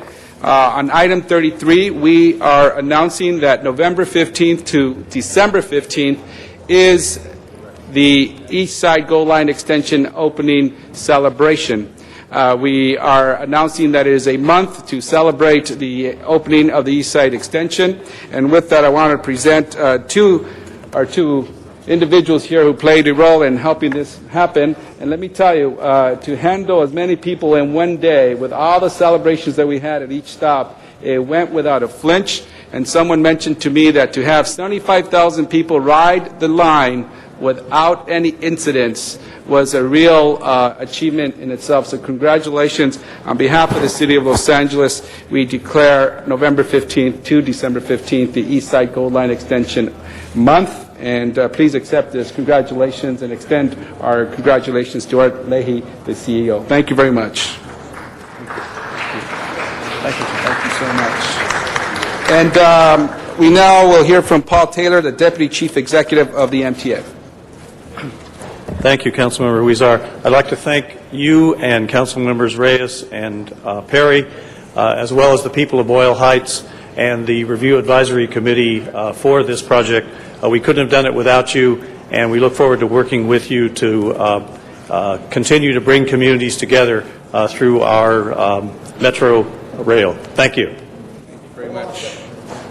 Also with us is Art Henry, the Government Relations Officer. Art. Thank you, Councilmember Huizar. I'd also like to thank the Council and Councilmember Huizar and Perry and Reyes for introducing this resolution. As the Councilmember said, we had over 450 volunteers on Sunday who were out there working with the community. It was so great. Late Sunday evening, I was out on the line and I had people actually come up to me thanking me for Metro opening this line. They were so grateful, so excited. It was just a wonderful day and a wonderful future for the people of East Los Angeles, Boyle Heights, Little Tokyo, the Arts District, as we continue to grow and expand the Metro system. Thank you, everybody. Thank you very much. I also want to thank Councilwoman Perry, Councilmember Reyes, for their role in making this happen, as well as other MTA board members representing the City of Los Angeles, Mr. Parks, Mr. LaBonge, who at one time or another put their 2 cents in making sure that this happens. So thank you very much. And before we end, Mr. Reyes and Mr. Rosendahl would like to add their good wishes to Mr. Reyes. Thank you, Council President. I want to stand and thank Councilmember Huizar for his leadership. When he came in, this was still at the stages where they were questioning safety, they were questioning efficiencies with his staff, along with MTA, and all the entities that were involved. We have a great line, but more importantly, we have a network that's coming together piece by piece. So when you can connect the first phase of the gold line that goes out into Pasadena, you can actually jump on Sierra Madre, take it all the way into downtown LA, and swoop east and end up on Atlantic to the Civic Center with the county. I mean, there's many destinations here that literally can take up a whole day. And it's because incrementally we're seeing the wisdom of having this kind of system. So I want to thank Councilman Huizar and the staff for all their work. But more importantly, I'm just hoping that we begin to supplement and support these systems with shuttles for the transit dependent to even reach these rail station sites. And that's a network that I know will build up in future years, but it's a network I think we need to get to really increase the ridership in all of our lines. So congratulations and thank you very much. Mr. Rosendahl. I just want to say a couple of quick things now. As Chair of Transportation, I care about the whole region, and when that opened up on Sunday, and how many people, Ed? 70,000, 65,000 people? 75,000. What it does is begin to connect one part of the community to another part of the community. And now with Measure R approved, and Art knows this a lot, we're very excited about accelerating all the projects over the next 10 years. The people in Los Angeles County put their money where their mouth is. Now it's time for the federal government to do it. They're going to create an infrastructure bank. And we as a council are going to talk about it and end up endorsing this infrastructure bank, which is a piece of legislation now going through the process in Washington. Once that happens, here's the dream, that they approve it and that the County of Los Angeles can leverage another $5 billion out of that money, because we know we have a revenue stream coming in, and begin to accelerate all the projects in the region. I'm talking about the subway to the sea. I'm talking about finishing up the Gold Line in all of its directions. I'm talking about the Crenshaw line going down into the South Bay, into the airport with the Green Line connecting, getting the Expo line quicker, if we can, to Santa Monica, to start alleviating the pressure. But what has happened here in completing that takes that part of our city and makes it much more robust and connected. And each one of those stations, I envision a little village growing around it of community, so people don't have to get in the car all the time. They can go right into that Gold Line and have a golden day when they come downtown. So I just want to thank MTA. Art, you come on to all the meetings. You're always sweet, even when we're beating on you, and we appreciate that very much. Thank you. Thank you very much. Thank you. Thank you very much, Mr. Rosendahl. Please. Great. Thank you very much, Mr. Rosendahl. I think you're right. This is going to bring all the city and the region, not only the city, but it's going to bring us all closer together. And I invite you to go out, take the Gold Line with me, go out to Boyle Heights, and go eat at La Serenata one day. Some good Mexican food, right? Mr. Right. And Mr. Labange is Mr. Labange. Hey, Mr. Rosendahl, you're likely, because it goes right past Calvary Cemetery, so I could wave to my mom and say my Hail Marys. But I did take the ride. It's beautiful. I wanted to stand to congratulate the MTA. And also, correct me, Mr. Henry, if I'm wrong, Dr. Eisenstein, who did such a great job in the study of the tunnel, not just in other parts of the region, but also that special tunnel that runs right underneath the Mariachi Plaza over towards Soto and beyond. Congratulations. Everybody who's here, and at the sound of my voice, if you're free this weekend, find your way to Union Station, hopefully by Metro, and get the Gold Line extension, and have a great day. Thank you. Thank you very much, Mr. Labange. One final point. I'm glad Mr. Reyes brought up the issue of safety. There has been some talk about whether the Gold Line is safe or not. And let me assure you, the Public Utilities Commission would not have given us our seal of approval to open it up if it wasn't safe. But on top of that, to Mr. Leahy's credit, we have allocated an additional $4.5 million for safety enhancements. We will be putting up fencing along the streets where the line is exposed so that people who are jaywalking will be forced to go to crosswalks to cross, additional signage, additional ambassadors to walk around, safety guards. So we're doing all we can to ensure that this line is safe. And hopefully we won't see an accident, but at the end of the day, it does come down to personal responsibility. We should all be aware of our surroundings and our personal safety. So thank you, and congratulations once again to the Metro and to the many residents who worked many, many years giving their free time, volunteer time out there in the Resident Advisory Committee. They, too, deserve a big round of applause. Thank you so much. Thank you. Our next presentation will be Councilmember Tom Labange from the 4th District. I'm sorry, Mr. Wesson. Mr. President, would this be appropriate time to, well, Mr. Parks has left the room. But no, there he is. Mr. Parks, want to thank you. Our dog, Mr. President, Carter, that the trained dog has found an owner, and I have to thank Mr. Parks and the Parks family, because this poor dog that was living in a shelter has been adopted by Luc Robitaille, one of the greatest hockey players of all time. So this dog is going from canned dog food to filet mignon every night. So thank you, Mr. Parks, and thank you, Luke. Wow, that is quite an accomplishment. Congratulations. And Mr. Clerk, will you call the roll while Mr. Labange goes forward for the next presentation? Alarcon, Cardenas, Hahn, Weezer, Koretz, Labange, Parks, Perry, Reyes, Rosendahl, Smith, Wesson, Garcetti, 13 members present and a quorum. First order of business. Approval of the minutes. Mr. Parks moves, Mr. Koretz seconds, without objection. Next order of business. Commendatory resolutions for approval. All right, Mr. Smith moves and Mr. Wesson seconds. Without objection, that will be approved as well. Mr. Labange. Thank you very much, Mr. President, members. We're honored here to salute someone who for over 7 years made a difference in the lives of young people in the Los Angeles Unified School District. And Mr. Reyes and Mr. Weezar is going to join me as well. Guy Mahula, who did such a wonderful job for LAUSD in their building program. As I said, over 7 years, he was the Chief Facilities Executive and Deputy Chief Executive for new construction, transform LA Unified to modern facilities for our young people, to a nationally acclaimed construction program. His leadership and passion has inspired a commitment to excel in this multi-billion-dollar project of new school construction, the largest public construction program in our nation's history.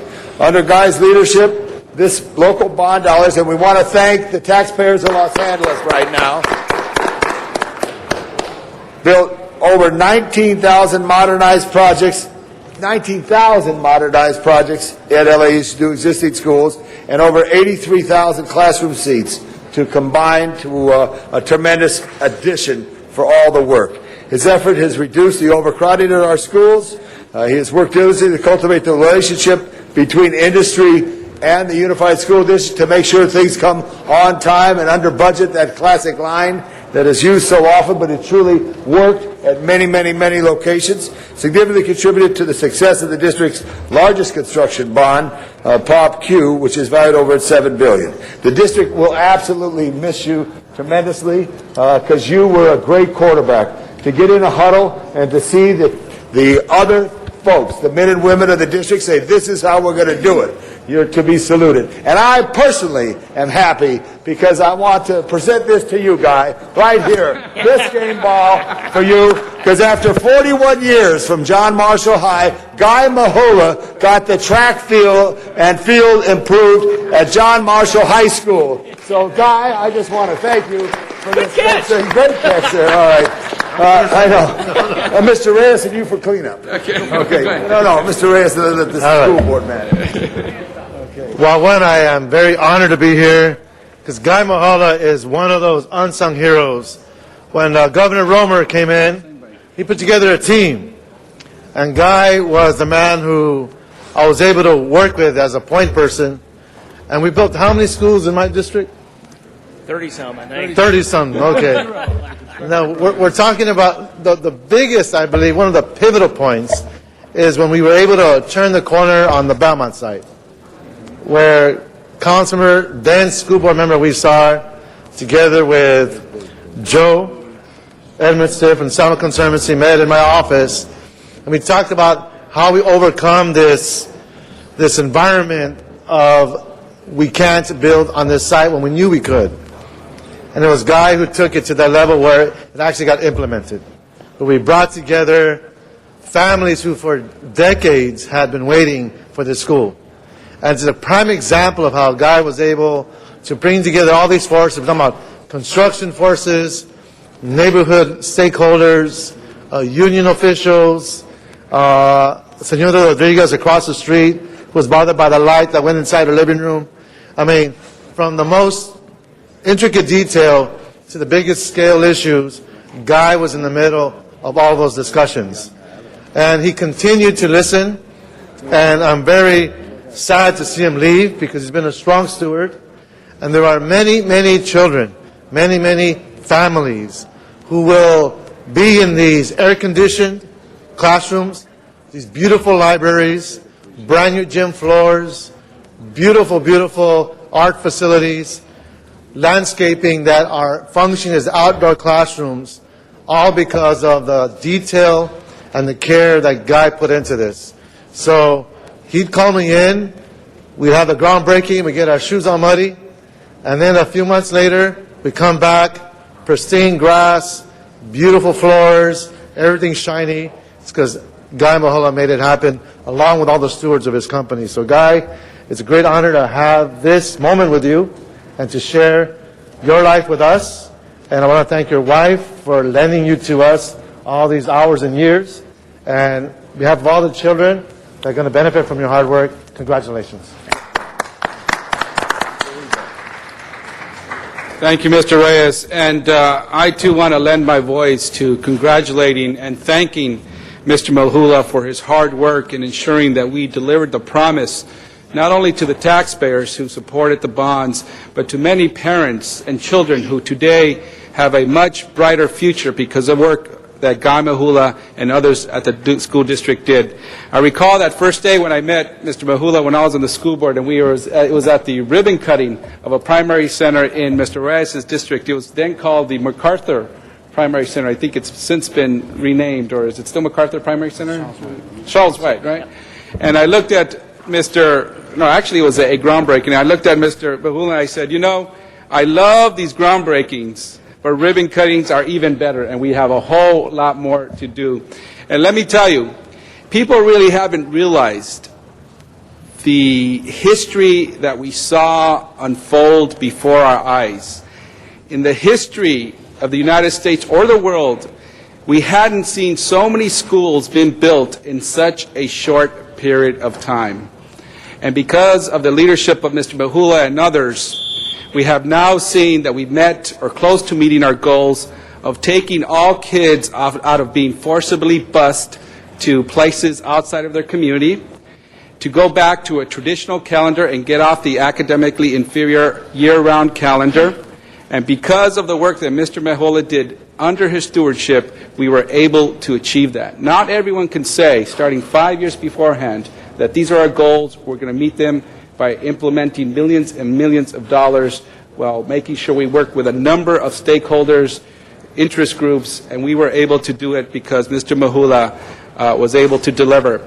But let me tell you, aside from knowing what he was doing, it takes character, integrity, and a real team spirit to get this done. And those are all characteristics that I saw in Mr. Mahula when he was getting his work done.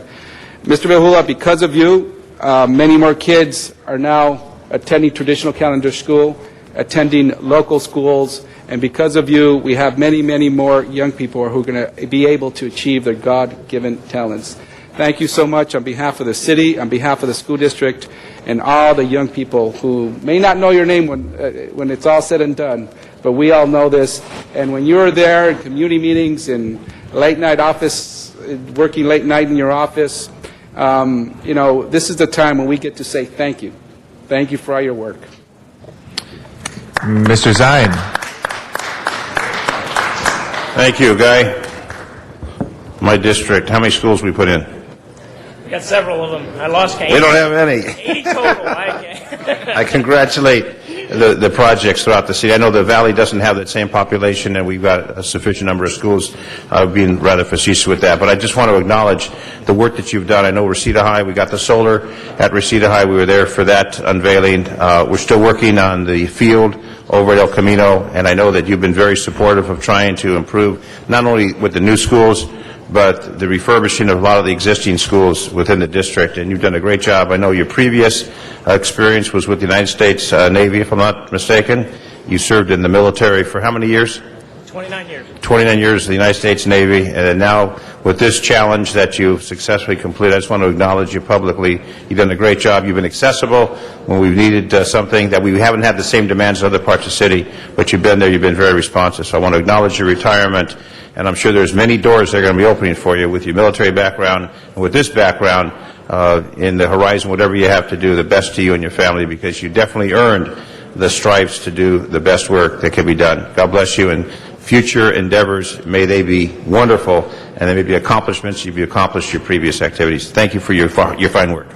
Thank you, Ms. Hahn. Thank you very much. Well, Guy, I really do want to rise up and thank you for an incredible job helping to oversee probably the largest school construction project anywhere in such a short time. And as was said, your hard work really made it possible for our kids to really not just be in brand new buildings, but to be in smaller class sizes and to get off that year-round calendar. It really was challenging. You had an incredibly challenging job with council members like me, who, we love the school district. We voted for the bonds, which the public, by the way, voted every time for these new construction bonds, telling you that they had real faith in how the school district was going to build schools. But then you came up against the challenge of, where do you locate these schools? And every neighborhood, every community has neighborhood councils, has council members who sometimes pushed back and sometimes said, hey, maybe there's a better place for this. So you had an incredibly difficult job. And I know I pushed back on a couple of areas, but you won, you prevailed, and those schools are going forward and will be built. But I just really wanted to say thank you. You did a great job. You had an incredible challenge. And we certainly will look at these schools for years to come, and we will owe you always a huge gratitude of debt. So thank you. A debt of gratitude. Thank you. Tattoo. Thank you. Mr. Alarcon. People love you, man. Well, I also want to lend to the chorus of thanks that you're receiving. I think that time will tell that the most important thing that government has done in the region in the last 10 years is build schools. And I think that when you look at the crime statistics, when you look at the college-going rates, it's absolutely connected to the sense that kids feel a little more loved because the voters decided to build them new schools. The sense that you get, when you buy a new car, you get that funny smell that new cars have, and you feel, wow, this is cool. Well, the kids get the same feeling when they walk into a new school, that this is really special, and they like it, and they like education more for it. Every day I take my daughter to Byrd Middle School, right across from Poly High School. Of course, that site used to be the DWP site. It was contaminated with mold, and so the LA Unified was able to get it at a very good price. It was built to be a high school, but because it is across the street from an existing high school, they decided to make it a middle school, which means my daughter, who just entered the 6th grade, is attending a facility that's built for a high school. It's a beautiful facility, and they are so excited. And I'll tell you, I actually know some of the teachers. They went to school with me at Cal State Northridge, and it is a very phenomenal site. But I think I have opened more schools with Julie Kornstein out there than I've opened new businesses in my tenure, in the last 10 years at least. And that really is a tribute to the school district and to your work. The fact that you built these schools, designed them in a unique way that fit into the community, more importantly, did it expeditiously, on time, within budget, with one major exception that we don't have to talk about now, but that was a long time ago. And it really has changed the dynamic in our community. So I just wanted to say thank you so much for building a new LA. Thank you, Mr. Koretz.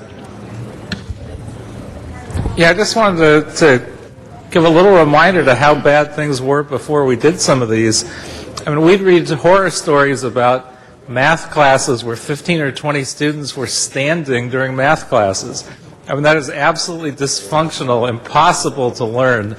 And I'm so proud of the fact that with this kind of good work, we've eliminated those kinds of situations and created a functional learning environment, which is absolutely critical.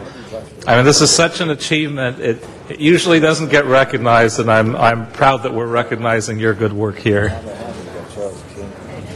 All right, Mr. President. Yes, Mr. Labange. Now, therefore, I, along with Mr. Huizar and Mr. Reyes, our mayor, Mr. Villaraigosa, and all the members of City Council, hereby salute Guy Mahula for his great service, his Mulholland-like work, and really doing, I think, what everybody said, doing the right thing at the right time. And Ed, you said it great about how you made a difference in neighborhoods and the schools that really needed it. Let's have a big hand for Guy Mahula. You're going to say something. Thank you, Mr. Labange, and I know Mr. Mahula is going to say something, and I just want to thank an old Navy guy for doing an extraordinary job. You're one of the finest public servants that I have worked with. We've did a lot of good things together, and even the challenging moments when we really make our medal, you were very helpful and a great, great guy. We're very sad to lose you, but I wanted to thank you from the bottom of my heart for all you did for the constituents of my district as well. Mr. Mahula. Thank you very much. I've gotten to know several of you very well, depending on how many schools we were building in your area and how contentious the sites were, as Councilman Hahn mentioned. But 7.5 years ago when I got here, what we were known for was Belmont Learning Center that was sitting with nothing going on for years, and Ambassador Hotel site that had been in limbo for decades. And I'm proud to say that both those schools have kids in them today, serving some of the most overcrowded areas in the city. We've built over 80 schools and 60 additions in the last 7 years. That's more than a school, more than a project a month. And more than 200,000 kids have a more personal learning environment that's not as overcrowded as it was to go to, not standing up in those classes, as you mentioned. And I'm also proud to say that you'll be happy to know all of the projects in LA City are designed, they're approved. They're either under construction or will be here in the next couple months, and it's on track to deliver everything and get all those students off of back to 2 semester by 2012, just as promised, under budget and on track. So I don't know what my next adventure will be. I hope it is something that will be where we work together again. I did notice Carter here. I can do those tricks. I'll go back where he was and see if there's anyone that wants to adopt me. But thank you very much for all the support. Thank you. Thank you, Guy. Thank you, Guy. Congratulations.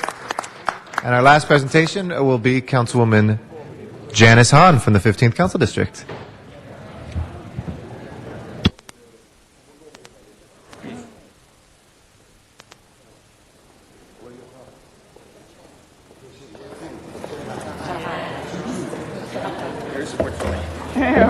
My support staff. That's cool.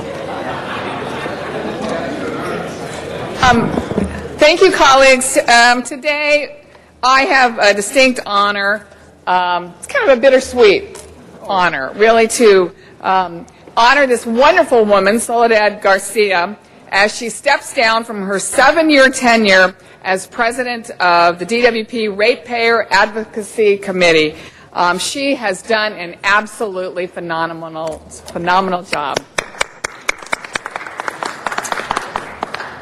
Soledad was the first person to hold this position, while also helping us craft the first ever citywide MOU with one of the largest departments, DWP. She has fought for fair and transparent processes during her tenure, always making sure that she spoke for the community who may not have always had the opportunity to do so. Whether it was down here in person or sometimes we saw you on our screen when you were down in San Pedro speaking, we knew that when Soledad spoke, she was speaking for the ratepayers. No question about it. She never had another agenda but to stand up for the ratepayers in Los Angeles, making sure that they were getting a fair and honest deal. She has a long track record of service to Los Angeles, having served as the first chair of the Neighborhood Council DWP Oversight Committee for 6 years, as Los Angeles MWD Director for 8 years. She has served as a city commissioner on the status of women, as the City Bicentennial Executive Board Direction, as a liaison between LAUSD and the United Way.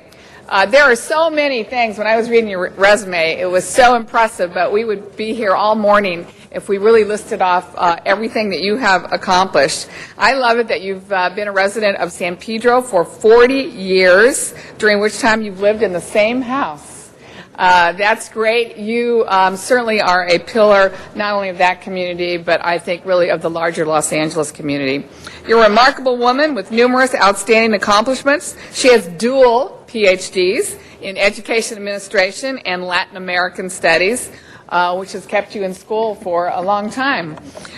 She loves learning. She will never stop studying. She calls her passion for learning a vocational habit. She has given years of service to the betterment of education in Los Angeles. She's served for 7 years as an LAUSD district administrator and has worked as a secondary school principal and assistant principal for 18 years. She has also been a professor at Cal State Northridge and Cal State Dominguez Hills. Soledad said that it was an easy transition from the field of education to the world of neighborhood councils, where she has served for 7 years on the board of Coastal San Pedro Neighborhood Council. She remarks, the idea of social service is something that never leaves you. You're used to working with people who need your help. Now that she's leaving this post, Soledad looks forward to returning to her hobbies of biking and skiing, which she hasn't had much time for in the past few years, but she's no stranger to exotic travel. She holds the distinction of having visited all 7 continents. Soledad, we cannot thank you enough for your years of service to the people. You really are the embodiment of what it means to be a public servant. You have served the people. That has been your only agenda. I am sad to see you leave this post. I think you're going to leave a huge void, but hopefully you'll keep your eye on all of us. And it looks like you brought some people here who will also keep their eye on us. But thank you for being such an advocate. It takes courage. It takes strength, it takes persistence, but it always takes a clear vision of what is right and what is wrong. You have always shown that. And I am very pleased on behalf of the entire City Council of Los Angeles to present to you this resolution today, acknowledging your service and thanking you for what you've done for the people that we serve as well. Thank you, Soledad. Thank you, thank you. And Ms. Hahn, Mr. Rosendahl would like to add his good wishes as well. Councilman Rosendahl. Yes. First, when I saw them sitting over there, I went over to say hello to Dee Dee Odette. Come on, check out a little bit, Dee Dee. She's our a major historic player and an activist in Venice, in that triangle, the Oxford Triangle area, and throughout the city. So when I saw you, I went over, and then I saw Soledad. So what are we doing here today? And she said, we're being honored. But let me say this. You have honored us with your leadership on the rates at DWP. You have been a watchdog and a pit bull. And frankly, I'm now of a position, and I don't know if the politics of this, of a charter amendment to put in place a person with some title that looks at all those rates and all those figures and helps us understand it. And there's Nick Patsouris talks about it, others talk about it. I don't know exactly what the language should be that makes sense, but what you've taught me is that we need an accountability and a watchdog. We need to understand these numbers. We need to figure it all out. Because my constituents and myself, I pick up my bill, half the time I don't know what the heck I'm dealing with here. And it goes up and this and that and so on. So I just want to thank you for your leadership in tough areas that you know, are dollars and cents to all of us. And I look forward to your continued involvement as we move forward with what I hope would be a charter amendment on the ballot that would give us a stronger accountability on the whole DWP business. But thank you. Thank you very much, Mr. Rosendahl. And I, too, strongly support that. I can think of no better legacy for Soledad than to get that on the ballot and get it passed. But I want to thank you and the entire committee for their extraordinary work. I know Ms. Perry, who's going to be returning shortly, would say the same thing. You have been an incredible bulwark of the public, a public voice for reasonable things, for making sure we have a green future but an affordable future as well. And you've done an extraordinary job, the very finest of citizen activism. So we will miss your chairing that, but I know you will stay very active, and we want to thank you. And I know Mr. Labange wants to add his good wishes Ms. too. Hahn, as always, it's someone from your district who does great things. And Soledad, you've always been the voice here, which is so important, which is so good, and never afraid to use your voice, which is so important. And also with the new technology, from time to time, we would be watching you on the big screen, save you a trip 26 miles down here, and you would be in the San Pedro City Hall voicing it. I thank you for your advocacy and for your service, and I hope in all future endeavors a lot of great sunny days. Thank you. Would you like to say something? Thank you, if I may. First, thank you, Councilwoman Hahn. I am surprised and delighted, and I feel very honored to be here before you. I want you to know that I've appreciated, and not only I, but all neighborhood councils, of your fantastic contribution to us and for your support, your continued support, not only for neighborhood councils, but for the DWP committees, all of us. And I know that in the future, this will continue to be there. And to the City Council, you have supported our DWP committees, both of them, and I look forward to your continued support in that respect, because there is a great deal that you can do and contribute to the ratepayers also. And I am delighted to hear what you've just said, Bill. I think that's fantastic.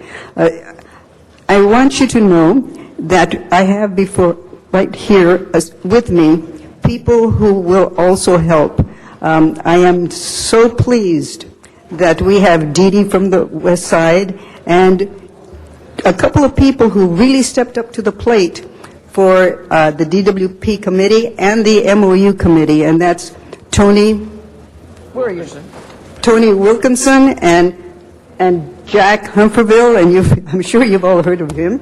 And we have people, all of our people, Mary Garcia, Tom, William, Dr. Clyde Williams. Elsa Reno. From Elsa Reno. Yeah, from El Sereno. Diane Rosen, who did a fantastic job with Measure B, contacting all of the seniors in the Valley, some of the things that we did. And of course, let's see, Frankie Varra from the Here, turn around and talk this way. It's pretty hard to see behind me. But these are all good people who helped in not only I in the organization of Measure B, but these people really put it together. I'm very grateful to them, and we will do, and I'm sure they will continue to do, everything that you expect and more. Thank you so much, all of you. Thank you very much, and congratulations again. Finally, for a very quick introduction, I'd like to recognize Councilmember Rosendahl as well for some very special visitors that are here from overseas.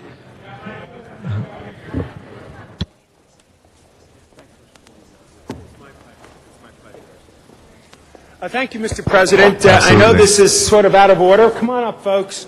But I thought it was extraordinary for us as a council and as a great city to know about this program that UCLA has. And let me just read you the cert I'm giving to UCLA, and then a little bit more on this. This is from us, the great city, talking about what UCLA is doing. On behalf of the Los Angeles City Council, it is a pleasure to commend you on your dedication to educational excellence and cultural development in our city. Starting 2 years ago, UCLA Anderson School of Management has been hosting Shanghai officials who are sent by their government each year to study in the U.S. Mr. Smith, you might want to join me on this one. It's Shanghai, where you introduced me to that great city a couple of years ago. This is a chance for these leaders in Shanghai to visit our government, our business, and our educational organizations. And I want to thank UCLA for your vision and effort to make this dialogue and sharing of cultural practice possible to expand the goodwill and ties between the United States and the People's Republic of China. Our president was just there, getting involved and engaged with that country. And look, we got to realize as Americans that China is a huge, huge, huge force in the planet, and will be even stronger in the years ahead. And our relationship with China is critical for the success of not only of the United States and China, but for the whole world. And one of the major issues we're all involved in is climate change, and how do we clean up our air, and how do we work together as a world to save it so that our kids and grandkids have a great place to go. So first of all, thank you, UCLA. Thank you very much for that. And I'd like to give the visiting dignitaries each a cert. One is the Deputy General Manager of the Investors Relationship. There you are. That's yours. Okay. And then we have the Deputy Director of Singtown Government. Great lady. Okay. Of course, you know my pronunciation is so good. That's why you hear me. You know Tsingtao from the beer. Development and Reform Commission.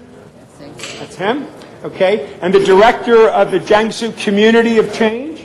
That's you. Okay. And the Deputy Director of the Office of Labor and Social Security. Very good. Let's give them all a round of applause, folks. Thank you very much. Ni hao ma.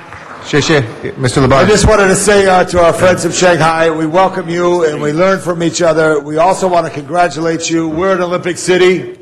You had a great Olympic Games in Beijing, and we wish you learned a whole lot, and we thank you for the younger, not that you're not young, but there's always a wave of young Chinese executives and others who go to our state schools to learn about the American way of life. We welcome that interchange. I say Sheishe. I say I stand for Guangzhou, our sister city as well, but we're friends with our cousins in Shanghai. Okay. Thank Very good. you. Just a minute from UCLA. My name is Ying Chao. I'm the Associate Director for Asian Program Development at Anderson School of Management. Since 2 years ago, we started to be hosting Shanghai government officials at Anderson School through our executive education program. This has been a great opportunity for us to understand each other, to learn from each other, and a great way to establish relationship, long-term, far-reaching relationship. And we feel this program has been very beneficial for both sides. And we are very grateful for Councilman Rosendale and his assistant, Jim Kennedy, for arranging this opportunity for us to be here. We are very honored and feel very privileged. Through the past 3 months with those visitors here, we take them to different offices, government offices, NGOs, business organizations, for them to understand the American way of life, management, administration. They have learned a lot, and this has been a great experience with them. They will bring this memory and experience with them to Shanghai, and they would like to also extend an invitation to all of you to go to that great city, Shanghai, next year, particularly when they are so proud to be the host of the World Expo in Shanghai. Thank you very much for this opportunity. Thank you very much. Thank you. Sai Chin. Oh, yeah, Mr. Reyes, I'm sorry. I just wanted to rise and acknowledge and thank Councilman Rosendahl for bringing this great group.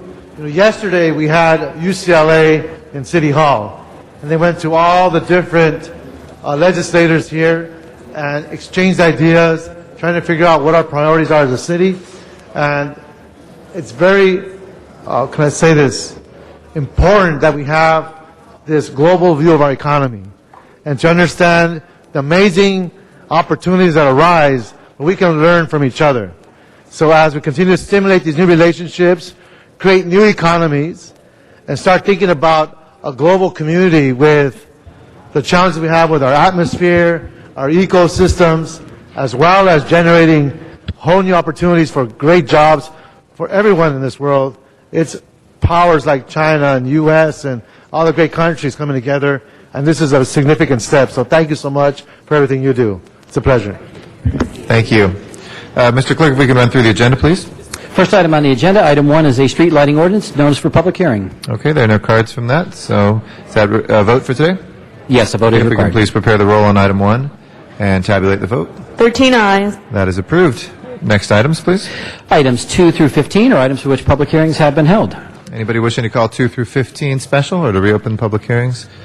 If not, let's go ahead and take up 2 through 15. Please prepare the roll and tabulate the vote. 13 ayes. Those are approved. Next items, please. Items 16 through 25 are items for which public hearings have not been held. 10 votes are required for consideration. On item 19, there is a request to continue that matter 2 weeks to December 4th. Okay, if there's no objection, we'll continue that till the 4th. And there's another request on item 24 to continue that to Tuesday, November 24th. Okay, any objection? Seeing none, we'll continue that as well. We'll open and close the public hearings on all except 16 we have a card on. And if we can prepare the roll, if there's no specials, and tabulate the vote. 13 ayes. Those are approved. Next items, please. On the continuation agenda, items 26 through 29 are items for which public hearings have been held. Item 26 is a commission appointment. Okay, and I believe that on 26th there's been a withdrawal of the nomination. Just hold that just for a second because we haven't gotten a contact back. Let me talk to the mayor's office right quick. Okay. All right. I think it's been confirmed, yeah. So we'll receive and file on 26. And, Mr. President, on item 28, there is a request to continue that to Tuesday, the 24th. Okay, if there's no objection, we'll continue that to the 24th. There's a card on 29. Okay. On 29, I think have those had public hearings? Yes, it has. I'm sorry. Okay, so that requires, anybody wish, yeah, Mr. Smith? 29, okay. Mr. Smith? 27 for Ms. Hahn. So we can open the roll on receiving and filing 26, close the roll and tabulate the vote. 13 ayes. Okay, that is received and filed. Next item, please. Item 30 is an item for which public hearing has not been held. 10 votes are required for consideration. Okay, if there's no objection to consideration, that is before us. We do not have a card from the public on that. We'll close the public hearing. Anybody wishing to call it special? Mr. Alarcon, you call it special? Okay, if we can call the roll for a special meeting, please. If we can recess the regular meeting. Alarcon, Cardenas, Hahn, Weezer, Koretz, Labange, Parks, Perry, Reyes, Rosendahl, Smith, Wesson, Zine, Garcetti, 13 members present and a quorum. Okay. First item? Item 31 is an item for which public hearing has not been held. Okay. There are no cards on 31. We'll close the public hearing on that. Any members wishing to call that special? If not, we'll open the roll on the CO report as amended in committee, close the roll, and tabulate the vote. 13 ayes. That is approved. Next item, please. Items 32 and 33 are items for which public hearings have not been held. 10 votes are required for consideration, and there are cards on both those. There's no objection to consideration. Those are both before us. We have cards from the public. While we're in the special meeting, let's take the public comment on both of those. Arnold Sachs will be our first speaker on item number 32. That is on the Mocha shuttle service. And then after that, we'll take up 33 following. Good morning, or good afternoon. Good morning. Still morning, fortunately. 2 hours of presentations notwithstanding. I'm just concerned. Shuttle service here, the operational cost, $67.65 per bus per revenue service hour to be paid by MoCA. Yet last year, when the City Council and the Department of Transportation authorized a shuttle service for the downtown business district around Staples Centers, the cost was $22,000 for weekend service. And I questioned the cost. How do you get the cost to be $22,000 for the bus service that ran around Staples Center and the downtown area on the weekends? And yet, here the cost is $67.65 per hour. So, justify the costs. If it costs $67.65 per hour, and you just had an item in your agenda regarding mid-city services, and we're looking for transportation services out at the beach area in Venice and Marina Del Rey and Playa Del Rey, justify the cost of $22,000 for the shuttle service, for the nighttime shuttle service for the downtown area that was paid for by the merchants, and justify it in a way that the public understands that they weren't being taken for a quote-unquote ride. Thank you. Thank you, Mr. Sachs. That'll close our general public comment on that item. Any members wishing to speak on this? If not, let's go ahead and prepare the roll and tabulate the vote. 13 ayes. Okay, that is approved. 12 ayes. That is approved. If we can take up item number 33 on the special agenda, and Dr. Clyde Williams, if you'd like to come forward on item 33. We'll then return to the regular meeting and general public comment for the regular meeting. Arnold Sachs will follow Dr. Williams on this item. Item 33. Dr. Clyde Williams, 4115 Barrett Road, El Sereno, Northeast LA. One of the things that Councilman Huizar did not mention was the rather long discussion that Gloria Molina, Board of Supervisors for the East Side, stated. Why do we get surface transit on the east side and subways on the west side? Why do we have to come back in and correct safety where you have high densities of a lot of people because there wasn't much in the way of public participation in the whole development? It had to go to MTA in order to get the safety of an operating surface route. We know what happened on the Blue Line. Why did the east side not get safety fences as part of the design? And why do we have to wait for so long before it is a safe development? Similarly, Crenshaw apparently is also worried about the same sort of neglect. So in the designs, I would hope that this month they will be able to remedy the safety issues and perhaps get them accelerated somehow. I don't know. It's just a matter that the east side seems to get benign neglect and the west side gets concrete. Thank you. Thank you. Arnold Sachs is our next speaker on item 33.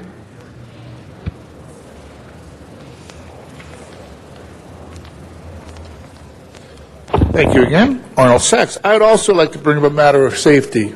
At the board meeting that was discussed prior to the opening of the East Side Extension, Councilman Weezer brought up a point, and this was when they were discussing the gating of the East Side Extension, adding additional safety gates.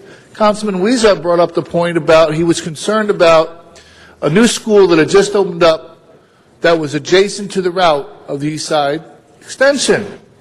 So I questioned the committee, because it was being held in a Metro committee, that if the new school just opened up, that would have meant that the plans for the school would not have been developed while the plans for the East Side Extension were being developed.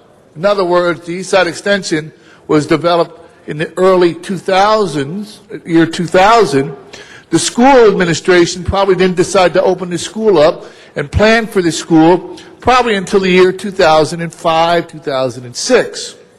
But a safety study was done on the route of the East Side Extension, and it said it's a safe route.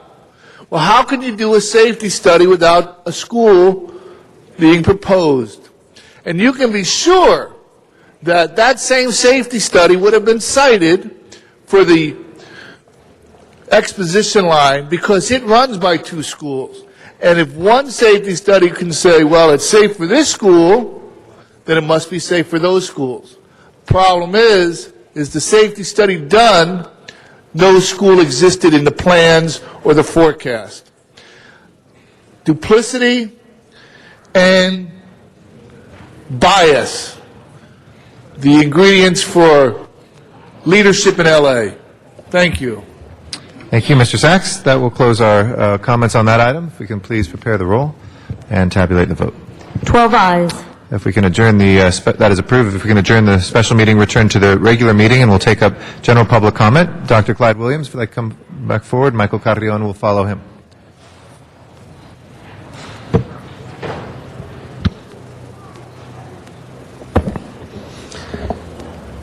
Dr. Clyde Williams, 4115 Barrett Road, El Sereno, Northeast LA.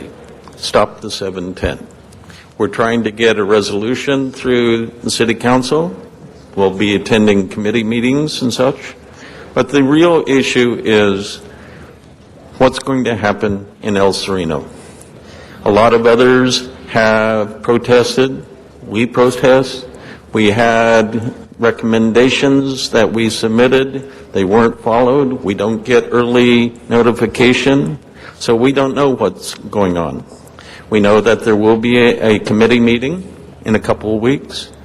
However, Caltrans doesn't stop. The move now appears to be to expedite this project at all possible costs and to get a tunnel started perhaps before Arnold is no longer governor. We don't know. We hear a lot of things in the marketplace. We know that it's going to be very expensive.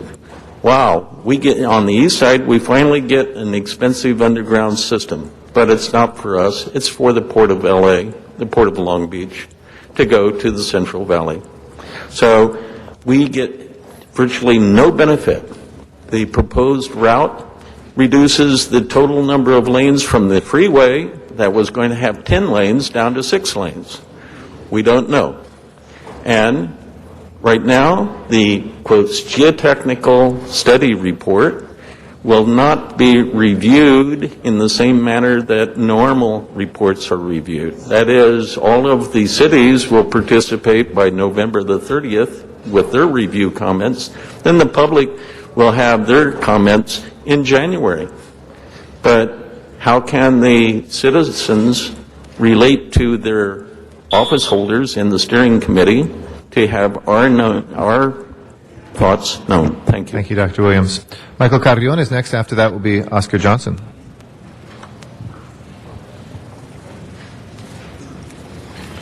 Yes, Michael Carrion. Once again, I'm here about a letter I received was mailed out on September 18th from Mr. Reyes' office about the property on 4285 Huntington Drive. Ladies and gentlemen, that's over 2 months old. that property is still blight. This is a copy of Mr. Reyes's form that he sent. States on here municipal code, debris on sidewalks, property owners' responsibility, obstructing of sidewalks and streets, property owner, trash, excess vegetation, property owners, graffiti, the property owner. This property is owned by the city of Los Angeles. I have brought this to Mr. Reyes' offices, and they choose not to do anything about it. How dare you put somebody else's property in REAP when you don't clean your own?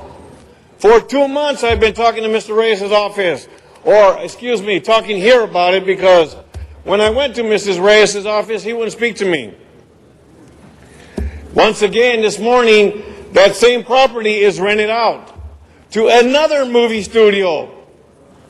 So we talk about the rentals, you continue to rent the property out. Another movie studio is going to come in, block the streets, cause chaos, while the city makes money and the community suffers. Mr. Reyes has the audacity to put quality of life on this brochure, when the quality of life of the community is suffering at the expense of the city. But yet Mr. Reyes in his office chooses not to do anything about it. I guess we call it ego and pride. Because I didn't ask nicely enough, his ego and pride was hurt. Our next speaker is Oscar Johnson. After that is Patrick Willman, or Wiseman. My name is Oscar. I speak for the oppressed and I speak for cultural change. I'd like to thank God for our president, Mr. Barack Obama. I'd like to thank God for his wife, Ms. Michelle Obama. And if any elected official do not support President Barack Obama, they should be removed from office. There's a tragedy what happened in Fort Hood, Texas, and there was a tragedy that happened in Virginia, Texas.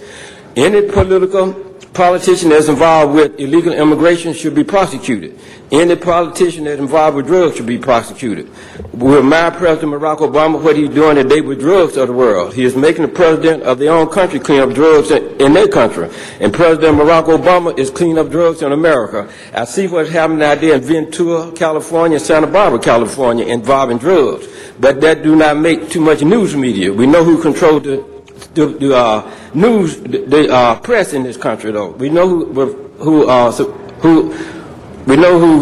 controls the press. We should ask for a better government. We have too much power in the hands of criminals, too much authority in the hands of criminals.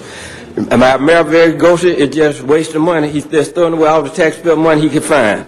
He's not hiring blacks on the MTA. He's not hiring blacks in construction. We should end corruption in government. We should end illegal immigration. We should end construction and fraud. We should ask for a better government. We should get the drugs off of Skid Row. We should remove the children and women from the filth and corruption on Skid Row day in and day out, year in and year out. Our children, the midnight mission where the homeless sleep at on Skid Row, they have to sleep on concrete day and night. They have no shelter over their head, over their patio where they sleep, where they lazy on. Wintertime comes, it's extremely cold. Summertime comes, the rainy season comes, it rains on them. They have no place to go. We should end abuse in the nursing home, in the nursing home. We should end abuse in the child care system. Our economy is collapsing very fast. 80% of the children who go to school today is foster children. Thank you, Mr. Johnson. I got some more. Patrick Wiseman, and after that is Deborah Stevens. It's Wiseman? Yes, Okay. Wiseman. Yeah, sorry. Thank you for your patience this morning. Mr. Reyes. If you can address the council as a whole, please. I was here on Wednesday, and not everybody got to talk. And I came to help you guys about this cannabis situation. I'm not a dispensary, I'm not a grower, I'm not even a patient. But you guys are looking at it in a whole different way.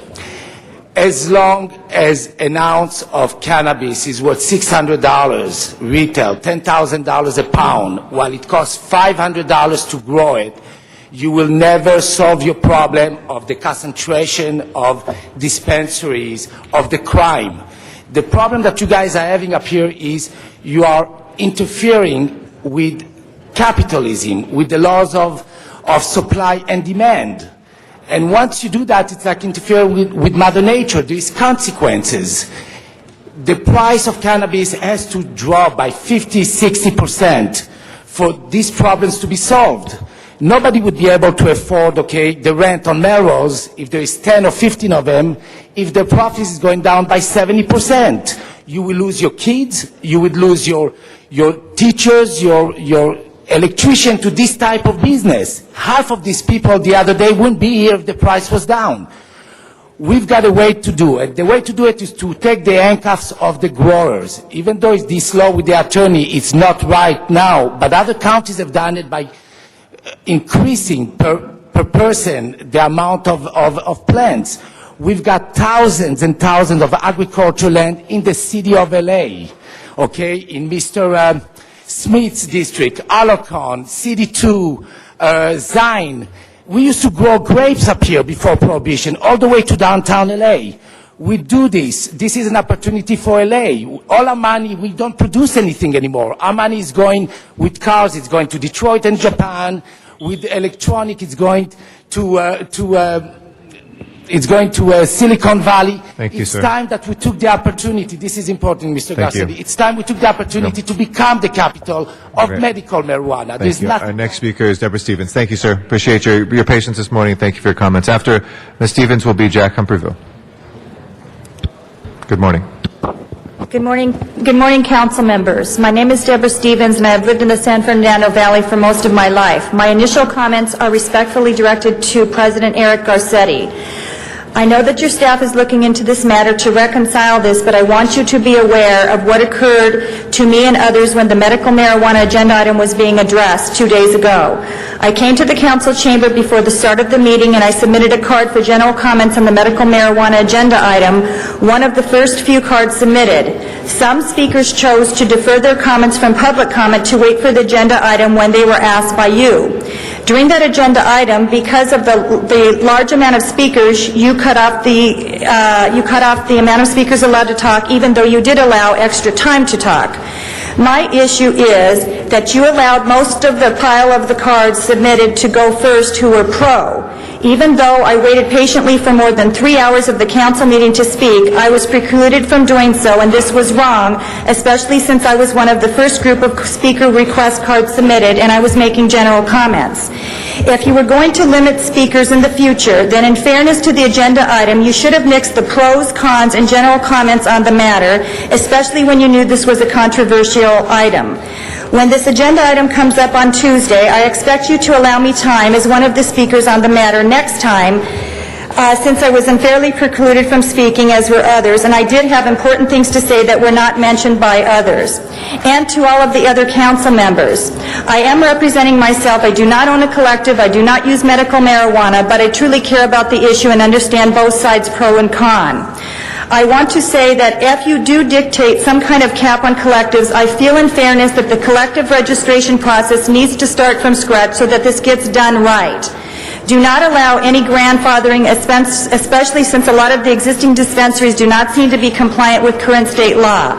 Please do not create a cap that would create monopolies within the collective system, because those people that are ill are truly need the medical marijuana, need to be able to purchase the products at a reasonable and fair price from collectives that are properly zoned with agricultural uses, such as many of the properties located in the San Fernando Valley. Thank you very so much. And my apologies that we had cards that were marked both for and against that I went through. I know people wound up marking them differently, and I thought that meant that they were for the proposal. Against, I think in their minds they were for, they wanted to go further, so I put it in two piles and I did try to go back and forth, but my apologies.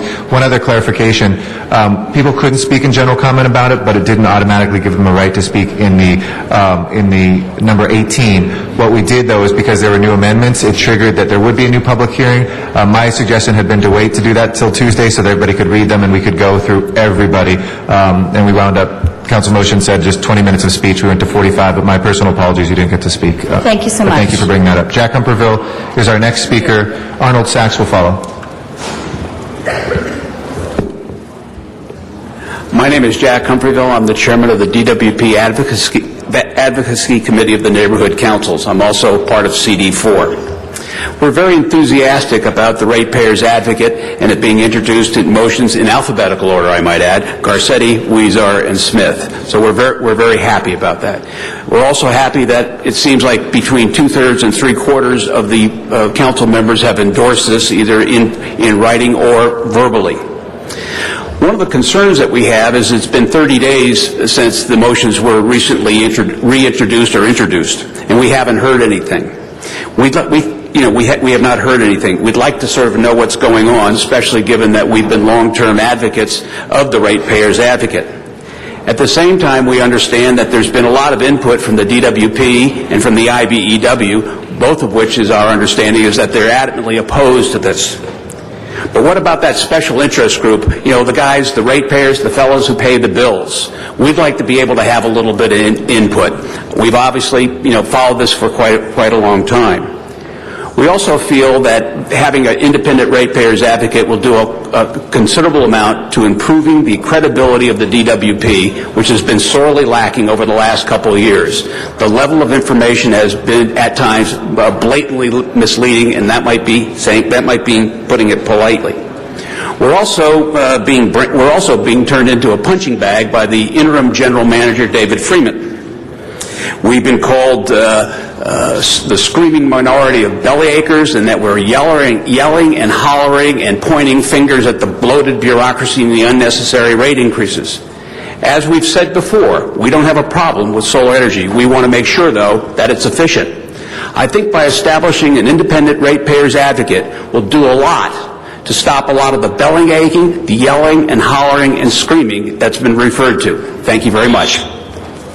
Thank you, and we can't respond too much to it under the Brown Act, but I do know that Ms. Perry will be agendizing that, and she confirmed as much, so don't worry. Arnold Sachs is our next speaker, and then Michael Huebman will be after that. Thank you. Good morning, Arnold Sachs. And I appreciate my comments from on Wednesday regarding your letter writing campaign to the state legislation regarding the cable TV legislation, and the fact that Councilman Smith said, we didn't write, we sued. So who did you sue? Did you sue the PUC? Did you sue the FCC? You sued the state legislature? Because it's the legislature that enacted the cable TV ordinances that affected the city. But my real question was, and my real concern was, you acted to take the clause out of declawing before state legislation took effect. The reason I asked the question, the reason I made the comment, why didn't you act on the cable TV legislation?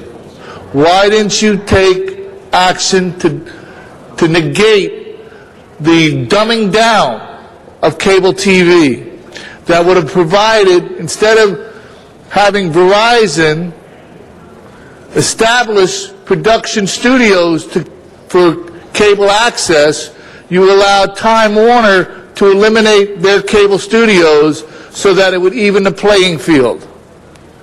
Why didn't you act? That's the question you should answer. I know state legislation does things that the city doesn't like, Mr. President. But since you answered the question regarding a letter, saying you didn't write the letter, please answer the question about why you didn't act to pass legislation that would have maintained cable television access in the city of LA. Because that's the question I wanted answered. In fact, you didn't write to Santa Claus? No big deal. But answer the question. You did it last time.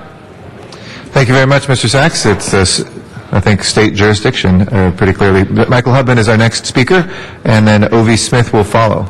Good afternoon. The fifth draft of the city attorney's medical marijuana bill was unworkable. It would leave the medical marijuana patients between a rock and a hard place. I appreciate the amendments. I would like to see more input from the City Council. And above all, I'd like to urge you to publish your drafts early and allow time for public comment prior to passing this ordinance. The medical marijuana community is preparing language to submit for your approval. Thank you. Thank you very much, Mr. Hubman. Appreciate your comments. O.V. Smith is next, then James Shaw will follow. Mr. Smith, while he's coming. Sure, 31 Forthwith. Good morning, ma'am, and thank you for your patience as well. Good morning. First of all, I want to thank the City Council for allowing me to speak. And before I make my comment, I'd just like to say most of you don't know, but it's been over 20-some years since I've been here.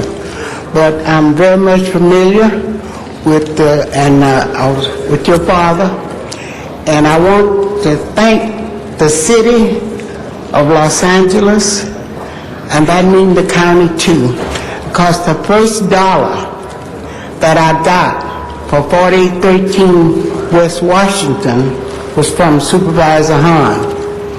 And I just want you to know, Ms. Hahn, I want to say that publicly because the building that I own from the city and the county of Los Angeles, I owe it to you. You've been very generous. However, I'm not begging today, but I will be because I need more. Thank you. First of all, as I said, I thank you for allowing me, because I am an advocate for the people. And I'm very concerned because there is a disconnection, and I mean a disconnection between the legislators and the community. I'm here to ask, what can we do? I'm not talking about the police department. I'm talking about the legislators of Los Angeles City and County. And I want you to know, all of you, I know a lot of you people here, those I don't know, I'm in your area too, because my constituency belongs to you. And I'm talking about the entire community of Los Angeles, County, and City. Is that for me to stop? Yes, it's a 2-minute clock per speaker, but if you'd like to conclude your thoughts with another sentence, we'd be happy to hear that. Thank you so much. And I won't bother you anymore, but I will be working on my city councilmen. Okay. But here, and don't be surprised if I call you, because my constituency is in all of your districts. Thank you, Ovi. We appreciate your comments, and welcome back to City Council Chambers. Thank you so much. Thank you. James Shaw is our next speaker. After that will be Walter Bechtel. Good morning, council members. My name is James Shaw. I am director of the Union of Medical Marijuana Patients. There have been a lot of blanket negative statements in the press by our district attorney about the legality of medical cannabis patient associations. I am concerned that these statements are somehow influencing the City Council toward adopting an ordinance that is still, even with the modification suggestions of Monday and Wednesday, still a travesty to the patient community. Between local restrictions, location restrictions, restrictions on cultivation, and the public registry of patients, members of these organizations, City Council will force patient organizations to relocate or go underground. These restrictions, some a direct byproduct of our city attorney's faulty interpretation, are a slap in the face to patients and an insult to injury for all that patients have endured through the process of getting this ordinance to the table. Patients have faced federal intervention through raids and forced relocations with support of misdirected local law enforcement resources towards harming patients, and now the new ordinance would do equally as much harm. The union has submitted to your office, to each of your offices, a case, an analysis and critique of the city attorney's legal position, and is working on legal action to address Mr. Cooley's inappropriate public statements. Today, the patient advocacy community will present to each of you a draft ordinance that should be a reasonable compromise that will address the concerns of law enforcement, city officials, patients, and the larger Los Angeles community. Please consider it its passage in lieu of what would otherwise be a severely unconscionable social injustice. Today, the patient advocacy community will bring to you directly a version that is a modified city attorney version with all of the motions that you would need to consider with its nuances in order to pass something that would work for everyone. Thank you so much for listening. Thank you, sir. Walter Bechtel is our last speaker in general public comment.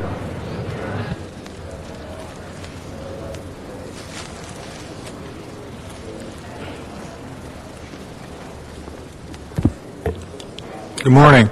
I wanted to say a little more about the Ford Hotel. They're starting to move us now, and I think that may be agreeable, but I still wanted to be able to have some public comment or input on how the hotel was going to be created. I was going over the tapes, and I've been going over the minutes of the CUP meetings, etc. If you notice, on March 18, 2008, it quite clearly states that there was no quorum there. Despite there was no quorum, they voted through everything that had already somebody had decided behind our backs. I think it's important to take into consideration what the people are saying, and I think just like another speaker got up here and said, you people are disassociating yourself with the people you supposedly represent. You're not listening, you don't care, and if you'd listened to what I just said and been able to say, I would have explained to you what the differences is at the Ford Hotel. The main feature of the Ford Hotel is the quiet. It's away from the other hotels, and it took me quite a few years to find that hotel because it's away from the other ones. And the plan approval that you have involves making some kind of a recreation thing on the roof and other things that are disassociated with the main feature that has made the Ford Hotel a better hotel. Also, the doors of the Ford Hotel are metallic is a better feature for the people down there because they're not only bulletproof, but a lot of the people down there are very rough, and wooden doors are not the way to go. And I've already spoke about why we shouldn't have anything like kitchenettes, etc. But the main thing is that you're not taking input and you're not listening. I'll have to take it in the courtroom otherwise. Thank you. Thank you, Mr. Bechtel. I'll close our general public comment. If we can return to the items that were called special in the regular meeting. Item 16 was called special for cards, and this is the ongoing placeholder, and there's no action required today. Okay. Mr. Sachs, if you'd like to come forward on number 16.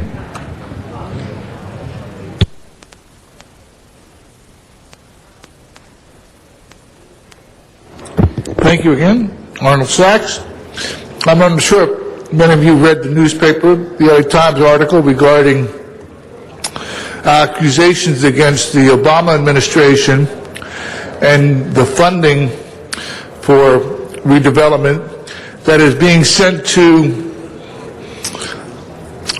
congressional districts that don't exist. There have been several instances have been discovered where money has been allocated based on zip codes and congressional districts that don't exist. There's no paper trail. Fortunately, because the City Council of LA is so open and transparent, we don't have to worry about that. Just look at the work done on the mayor's submittal for projects, where he's listed, $5 million for road repair work, for repaving. But it's listed for every district.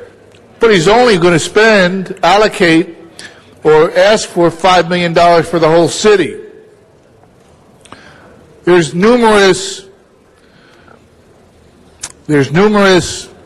connotations to that effect throughout the mayor's list of proposals for redevelopment money. Look at what's happening at the harbor. Look at what's happening at the airport. That was claimed to be a site of real redevelopment projects. But if you look at the architectural designs, they design buildings, but they're not going to build them. There's a skywalk with panoramic views of the ocean to connect with the the midfield concourse. Neither one of them going to be built. Money was spent, but there's no money for safety. Thank you. Thank you, Mr. Sachs.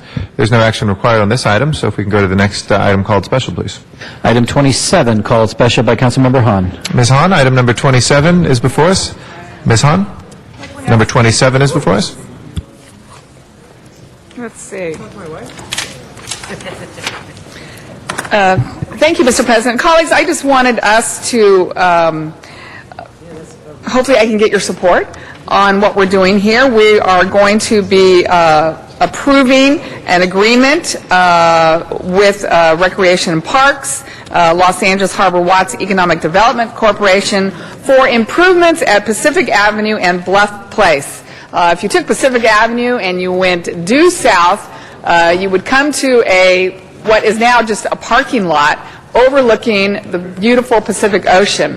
What this will do is actually create a pedestrian plaza where people can kind of walk around or sit on a bench, and if you have that kind of time, look at the Pacific Ocean, eat your sandwich looking out there. It's just a way to improve that community and ultimately give more people access to viewing what is an incredible treasure of our Pacific Ocean. So I really wanted to thank Frank O'Brien, who has really shepherded this project through.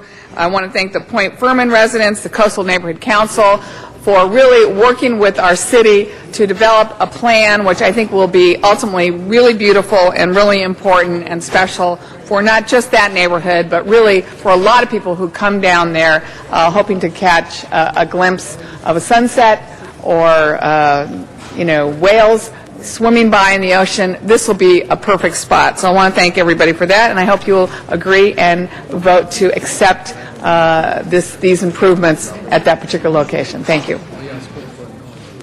I know, huh? That's it. Thank you very much, Ms. Hahn. With that, let's go ahead and prepare the roll and tabulate the vote. 12 ayes. That is approved. Next item called special, please. Item 29, called special by Councilmember Smith. Mr. Smith, item number 29. Thank you, Mr. President. There is an amendment passed out for everyone to see. Item 29 is an enabling action. The state of California has allowed local nonprofits that run bingo games to have off-site bingo games through video. And yes, it's been circulated now? Been circulated. Okay. All right. I guess you didn't get a copy. We'll make sure you get a copy. So Clark? before you is the language that we've asked for changes. The police commission reviewed it, didn't quite understand that we could do this. They said, well, there's been no request. There's been no request because we haven't changed the law. So this allows us to change the law to allow those to take place in the city for those authorized bingo parlors. The language just conforms to state law. The city attorney's drafted it. Mr. T. here is from the commission. If there's anyone who has questions about it, we'll be happy to discuss it. If not, I would move that we just approve the amendments which make the state law, amends the city ordinance to conform to the state law. And there's no conflict with you close to retirement and playing a lot of bingo? Okay. Just want to make sure. I'm not going to hang out in bingo parlors. All right. With that, I'll accept as a friendly amendment. Let's go ahead and prepare the roll and tabulate the vote. 12 ayes. Okay, that is approved. Next item called special, please. Item 30, called special by Councilmember Alarcon. Councilmember Alarcon, item number 30.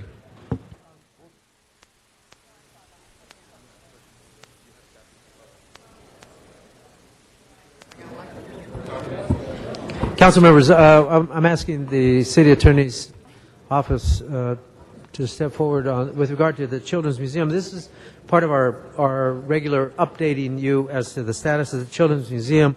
As I said the other day, we have now acquired the property in whole as a result of the bankruptcy process. The city attorney is here to explain that to us. I also wanted to touch on a couple of other issues. Number one, we are getting some interest from other museum-like organizations that actually give me a greater sense of hope than initially. So I'm feeling pretty good about it, but there's a lot of things that have to happen to make that happen. So first of all, I'd like to ask the city attorney to explain the status of our bankruptcy situation with Children's Museum. If you could hold my time, please. As you know, the microphone. Can you identify your name for the record, please? The microphone. I'm and sorry. move the microphone a little closer. Thank you. Thanks. As you may recall, on April 17th of this year, the Children's Would you just Museum... identify yourself for the record? Oh, I'm sorry. Thank you. It's all right. Wendy Liu, Deputy City Attorney. On April 17th of this year, the Children's Museum had filed a Chapter 7 petition, and at which time the Chapter 7 trustees appointed by the court stepped into the shoes of the museum and took control of the museum in order to attempt to capitalize on the bankruptcy estate's leasehold interests. Under the Bankruptcy Code 365D4, the Chapter 7 trustee had 120 days to either assume or reject, assume and assign the lease. And then the trustee also obtained an extension. But because he did not assume and assign the lease by November 13th, the extended deadline, the lease is automatically deemed rejected and the lease terminated. And so by operation of law and automatically, the city has regained control of the museum. There are only a few matters that the city is still involved with in the bankruptcy. One is that there's some tangible personal property at the museum that the trustee will be auctioning off. The city might be interested in acquiring that. And the other thing is that the city is the largest creditor in the bankruptcy. The city has a claim of approximately $16 million. However, there's going to be very little funds that will be distributed in this case because there's not much money in the estate. But the city's in the process of filing a claim. And so that's pretty much the status of the bankruptcy. Council members, I would add that given that the city now owns the structures and the property in its entirety, given that the lease agreement is now void, the lease is terminated, yes. The lease has been terminated. Therefore, we sort of are beginning from scratch from this angle. And I anticipate that the next phase of opportunity will not be akin to necessarily the model that was established before, a nonprofit children's museum entity that would work in cooperation with the city, but something more akin to the way we operate the zoo with a docent society, perhaps a foundation. We don't know yet, but whatever occurs, I think we are going to have a much greater role as a city in managing that facility. I do want to say that there is earnest interest from very reputable organizations, and so we are very encouraged by that. The other part of this is that I would like the city attorney or whoever is appropriate to talk about the sort of the concerns we have about moving away from the idea of a children's museum. In fact, I even got a phone call recently asking, I think it was NBC was asking about a story to what extent we were going to use it for a casino, and I would like for you to explain what financial jeopardy we might be in if we moved in a direction that was something so radically different than a children's museum that we couldn't adhere to our grants obligations. Marcia Gonzalez-Kimbrough, Deputy City Attorney's Office, and I'm General Counsel to the Prop K program.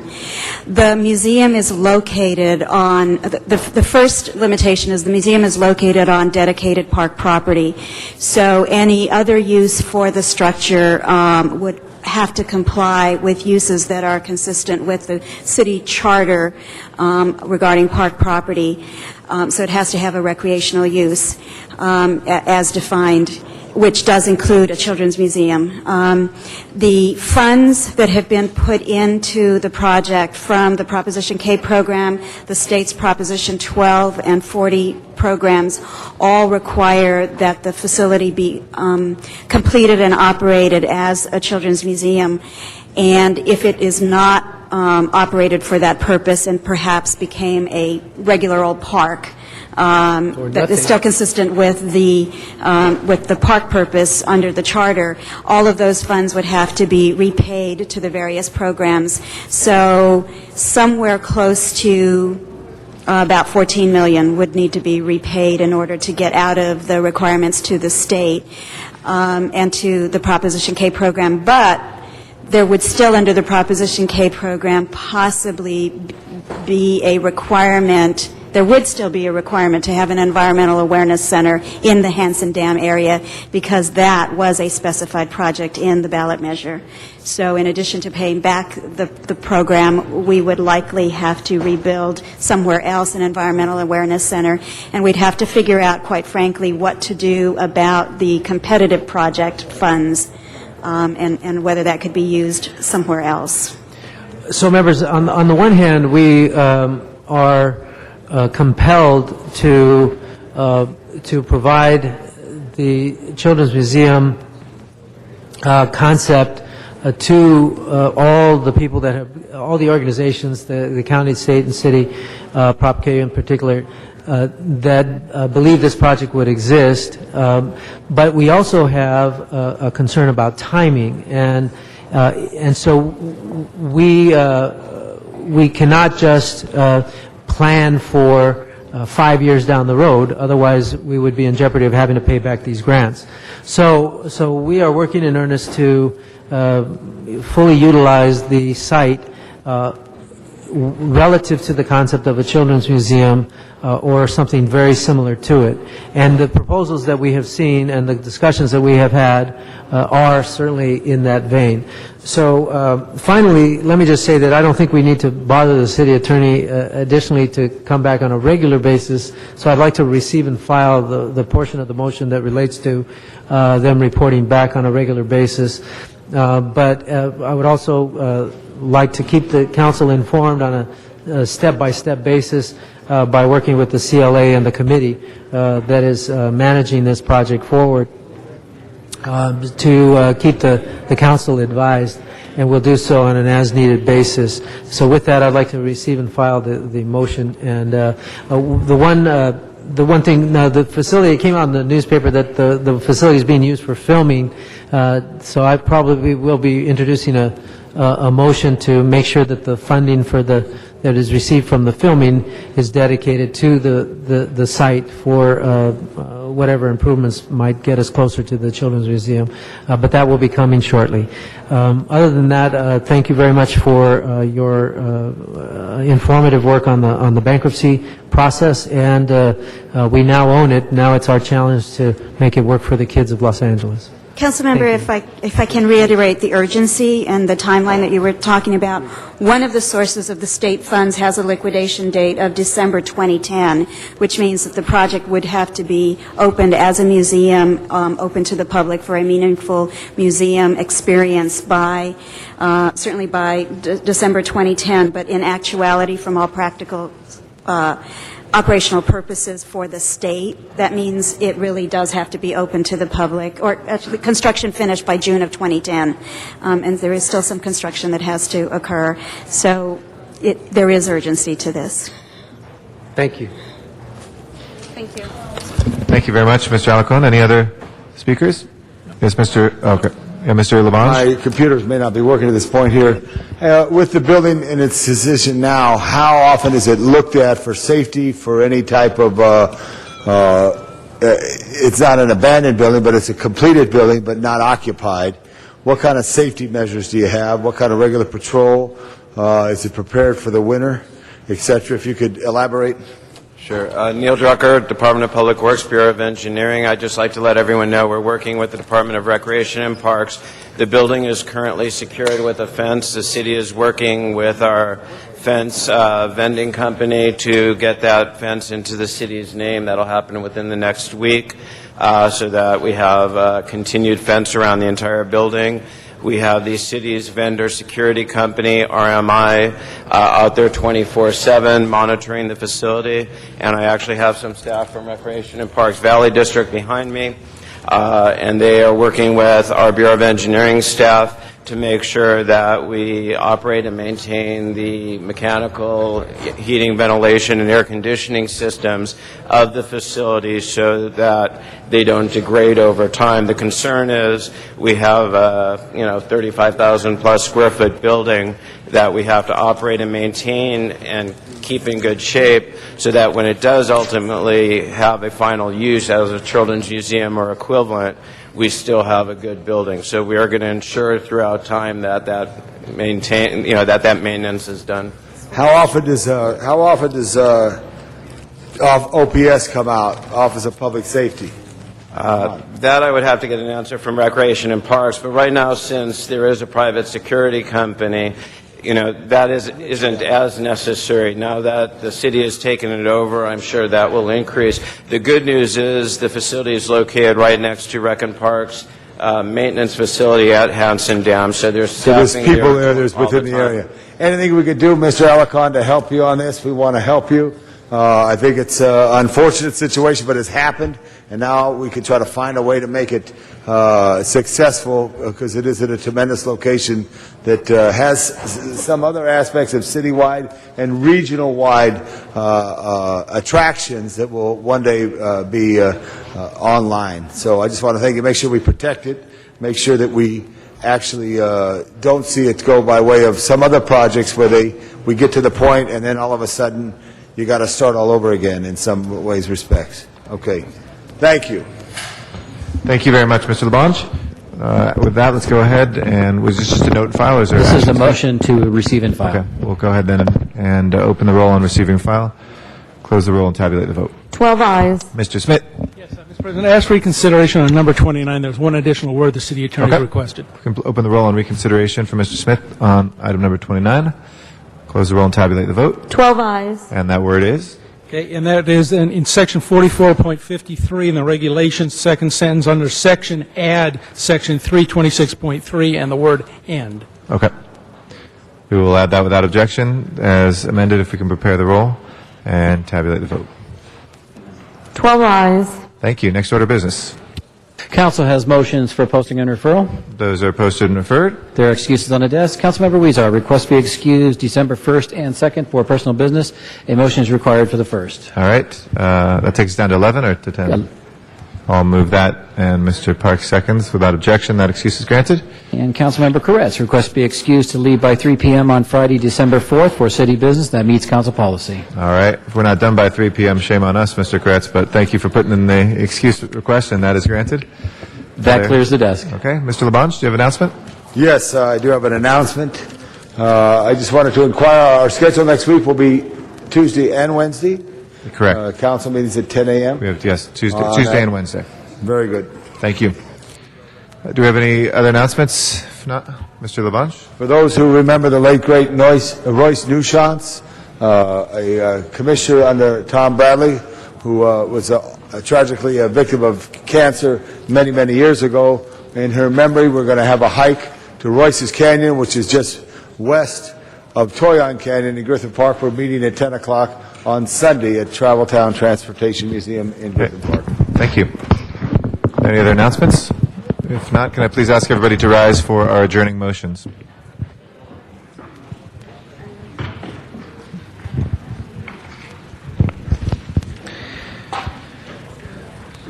I'd like to start, colleagues, and I know I'm joined by friends of hers here in council chambers to adjourn, as I mentioned on Wednesday, in memory of Anne Marie Stas, a dear friend, past vice president and current board member, or formerly the current board member of Stonewall Democratic Club, past president of Southern California chapter of Americans for Democratic Action, and a founding member of the Campaign for Economic Democracy in 1977, where she served as vice chair in the late 1980s. Anne-Marie was an incredible light in this community and in this city. It's fitting we're celebrating the 25th anniversary of West Hollywood, because I know of her great impact there, and I'm sure Mr. Koretz has some words to say as well. She was a veteran of the 60s civil rights and peace movements and SDS. She taught public high school as well as in the war on poverty in the Midwest. And her California activism included the ACLU, the Skyhorse Mohawk Defense Fund, Tom Hayden's 1976 U.S. Senate campaign, United Farm Workers, the aforementioned CED, the California Democratic Party, Carecen, the People's College of Law, rent control, alternative energy, the nuclear freeze, women's right to choose, ending the blockade against Cuba, the struggle for universal health care, and photographing most of it. In the 1980s, she worked as a still photographer for a television series. She was an incredibly gifted, talented, and passionate and committed woman. The home she shared until recently with her late husband, Saul Niedorf, who was a doctor, was also the home to a 30-year succession of itinerant organizers, the site of countless meetings and fundraisers, campaigns, one graduation, 2 weddings, and the annual Stonewall Barbecue. It's difficult to think of Los Angeles without Anne Marie. I know that her loved ones, like Norman Schramoff, who's here today, and so many others who cared for her in her final days, feel the same way, but she was really a guiding light for all of us. May she enjoy heaven and organize it and hold more fundraisers in her little section of heaven than anybody else, because we know that she will. But it's nice to know she's going to be reunited finally and is back with Saul. And may she rest in peace. Anne Marie Stas. And Mr. Kretz. Oh, I'd just say Anne Marie was just a sweetheart, a wonderful person, and she was involved in literally every progressive cause and hosted just about every kind of event at her home. Particularly all the Stonewall Democratic Club events were always held in her backyard. She was one of the most giving people you could ever meet, and it's a very sad thing that we have to remember her passing, but we can celebrate it as well. There are few people that ever have been as public-spirited and dedicated and done so much for literally everybody. Thank you. Did you want to say something, Ms. Perry, on that? She was an influential person for an organization, I think, that's transformed the political landscape, at least in our political lifetime. And I'd love to sign on to her motion, and others may want to do the same. But I think that she and her family and the organization deserve that recognition. Thank you. We'll make sure that you're on that as a signer, co-signer. Any other adjourning motions, colleagues? Mr. Alico. Yes, actually, I would like to be joined by Councilmember Smith. This is a resident of his district, but I was requested by employees of departments that she worked for to introduce this on her behalf. Gertrude Donlin passed away on Monday, November 9th, from complications of cancer.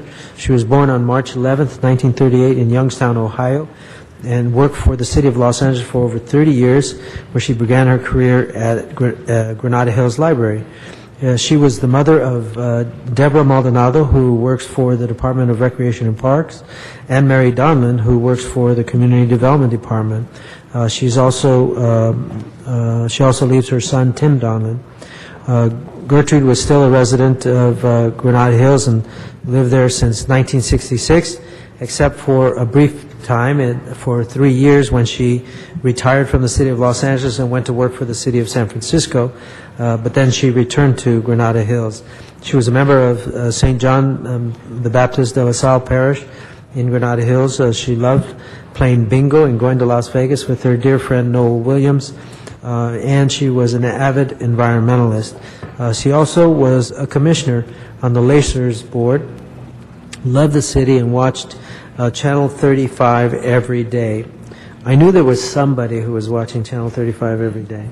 Her children, grandchildren, great-grandchildren, and friends will truly miss her amazing sense of humor and how she cherished her family and life. She is survived by 2 daughters, 1 son, 11 grandchildren, 3 great-grandchildren. We want to thank her for her service for 30 years to the city of Los Angeles and for the continued service that she is providing through her legacy, her children, Deborah and Mary, who work for the city still today. Thank you. Mr. Kretz. Yes, sadly, I have 3 adjourns in the memory, and with some irony, West Hollywood lost 3 of its significant community leaders around the time of its 25th anniversary. First of all, I want to join with Councilman Rosendahl in adjourning in the memory of Howard Jacobs, who many of you know because he was an incredible deputy to Jeff Prang in the city of West Hollywood. He was a longtime AIDS and HIV activist and survivor. He died at age 45 from liver cancer. But in addition to being a terrific council deputy, he was a tireless advocate on behalf of people with HIV and AIDS. After his own diagnosis around 20 years ago, he became an activist in AIDS Project Los Angeles, where he was an incredible leader. Many other organizations. When I was in the legislature, many of his ideas for HIV and AIDS legislation that I authored came from Howard. Later in life, he also became very involved in youth issues. He worked for GLASS, the Gay and Lesbian Adolescent Social Services Center, and First Five LA. Was also an activist in Democratic Party issues, many other things, and he will be sorely missed. I could just make a comment on it. Mr. Koretz captured practically all of what he has done, but in addition to his advocacy on programs for people with HIV and AIDS, he also created a recreation program for disabled and started a senior discount shopping program in West Hollywood. But he was a true contributor, made a huge difference in West Hollywood, and frankly, even his medicinal marijuana discussions is something for us to look on as we deal with that issue next week. He was a true leader, a true public servant, and will be greatly missed. I'd also like to turn to the memory of Babette Lang, who was one of my colleagues on the City Council in the early 1990s. She was also one of the original founders of the City of West Hollywood. She was active in the incorporation effort, and particularly as a steering committee member of the organization Coalition for Economic Survival, which was the primary organization, along with the West Hollywood Incorporation Committee, that pushed for successfully the creation of the City of West Hollywood. She particularly dedicated her efforts to protecting renters and seniors. After her time in West Hollywood, she moved and retired to Leisure World in Laguna, and may she rest in peace. And lastly, I would like to turn to the memory of Ray Reynolds, who was the Director of Economic Development for the City of West Hollywood for 13 years. He passed away unexpectedly earlier in the month at the age of 63. He originally worked for the City of Dayton, Ohio, in a number of capacities. He was instrumental in some historic things in West Hollywood, most notably the Pacific Design Center Red Building, which is now under construction, and, as was mentioned earlier, the notable reconstruction of Santa Monica Boulevard. He was a terrific guy. He was always smiling, had a wonderful personality, loved by many, and everyone who came in contact with him, and he'll be sorely missed as well. Thank you. Are there other adjourning motions? There are no other adjourning motions. Mr. Clerk, if you please call the roll. We'll next be in session this coming Tuesday at 10 a.m. Everybody have a safe and good weekend. This meeting of the Los Angeles City Council is hereby adjourned.